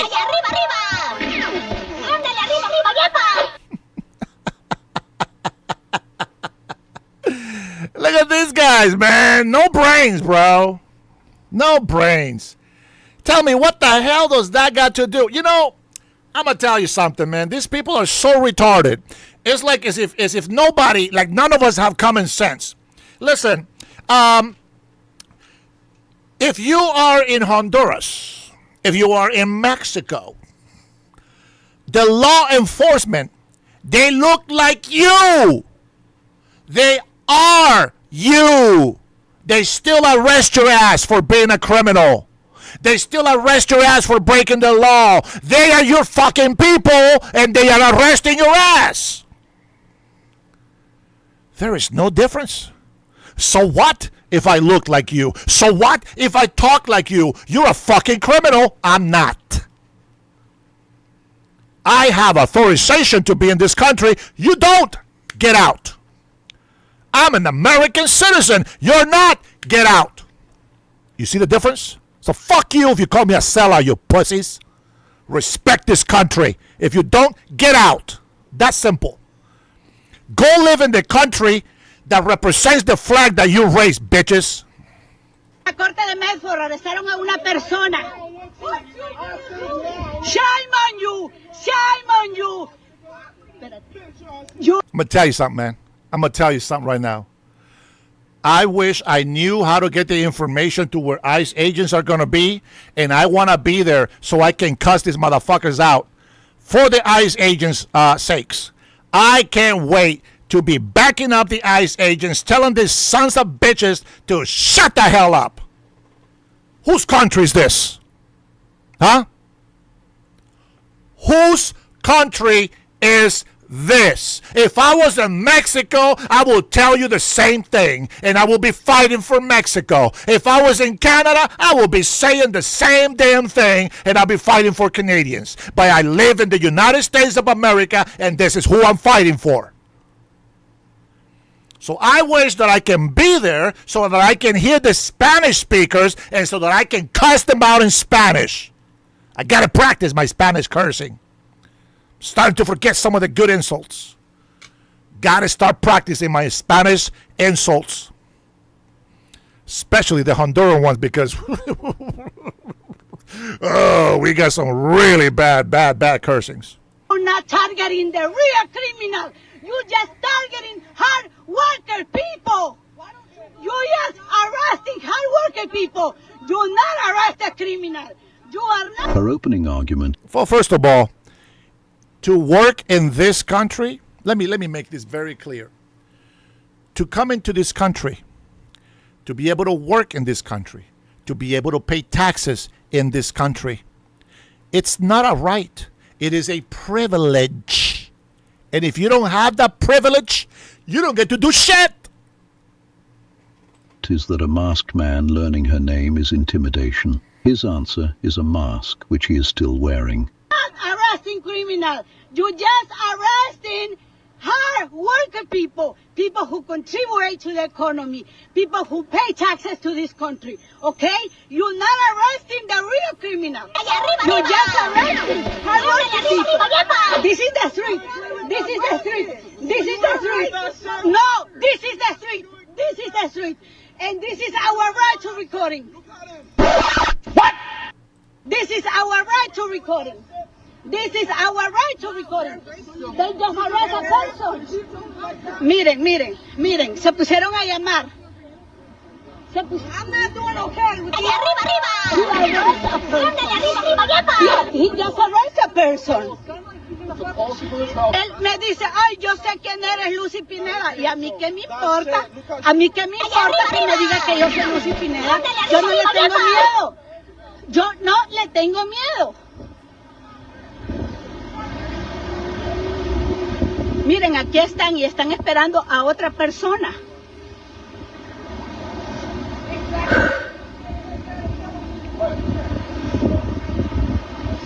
The word she reaches for 5 times is desgraciados. The agents, desgraciados or otherwise, don't budge. If you think that you're doing everything right, why do you have those plates covered? Why do you have those plates covered? Why do you put a mask? Why do you wear a mask? If you know, it's not right. You're not supposed to use mask anymore. Listen, you guys not arresting real criminal people. Do you think that I support the real criminal? No, but are you not arresting the real criminal? Yeah, but are you arresting hardworking people? You're not arresting criminals. I know.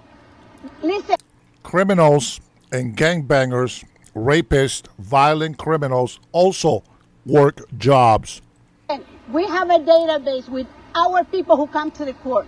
You don't know the job that we're doing, okay? Why do you think that I'm fighting for this? Because it's injustice. It's injustice, the work that... I would have said, lady, where is your papers? Are you a citizen? It sounds to me like you might be an illegal immigrant. Show me proof of citizenship. You are obstructing our investigation. Throw her in the back of the car. What are you doing? Targeting our people, arresting our people. It's not right.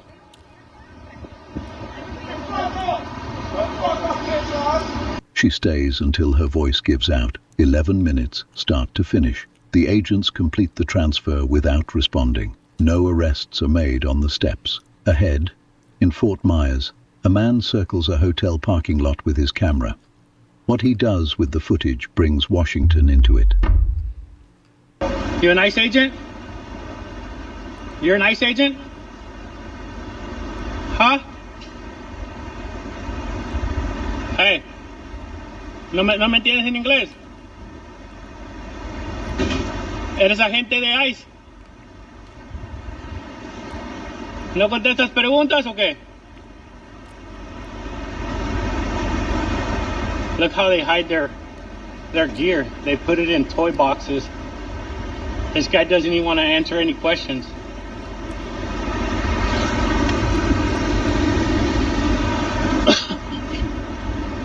He congratulates himself for noticing that agents put gear in toy boxes. He then films himself doing the noticing. ¿Eres agente de ICE? We know you guys are staying here at the hotel. You guys don't have to hide. Qué vergüenza que siendo hispano.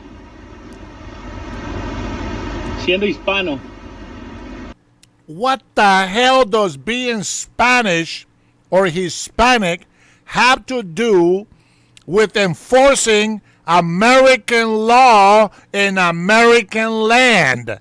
What the fuck is their logical argument? The fuck's that mean? You're Hispanic. What the fuck does that mean? I really, what the hell does that got to do with anything? They're not making their own law. They're enforcing the law. They're following what they're told to do. It's their job. It's what we have them in there for. Fucking dumb-ass people. Knock it off. Seek some help.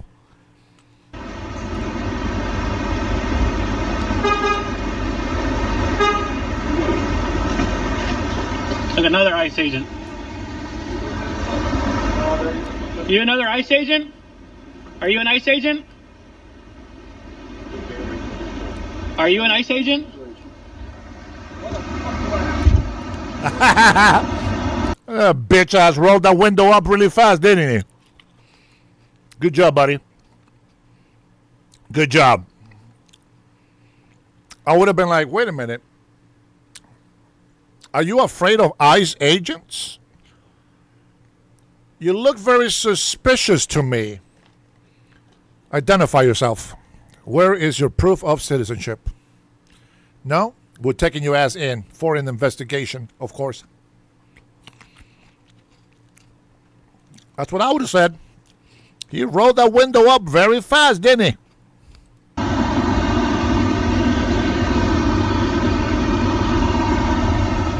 Another vehicle right here. He sends the video to his group. That evening, a crowd gathers outside the hotel. Days later, the State Department sanctions the software network the group used to share it. Coming up, Danbury, Connecticut, where a protester picks his spot in a moving traffic lane. Here we go.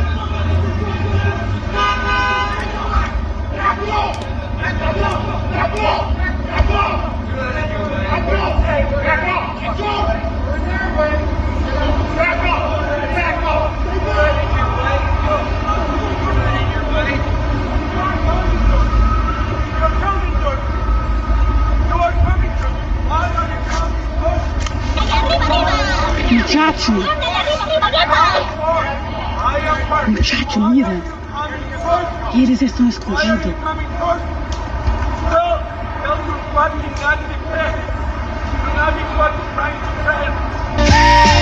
I got a question cause I really need to know. Do you ever get tired of being a bitch ass nigga? A hoe ass nigga. A hoe ass nigga. A pussy ass nigga.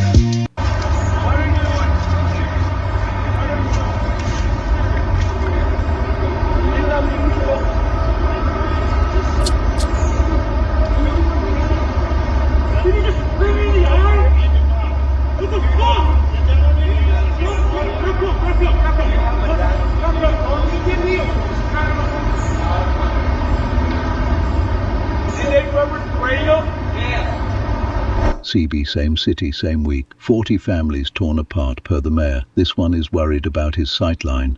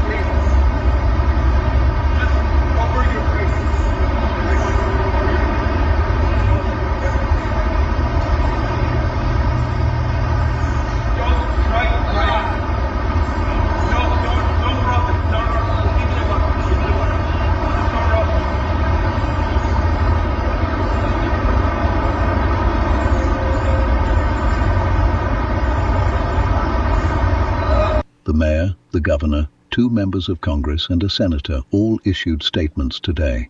The traffic lane was cleared by a federal agent. After this, the same city at daybreak, hours before the politicians weigh in.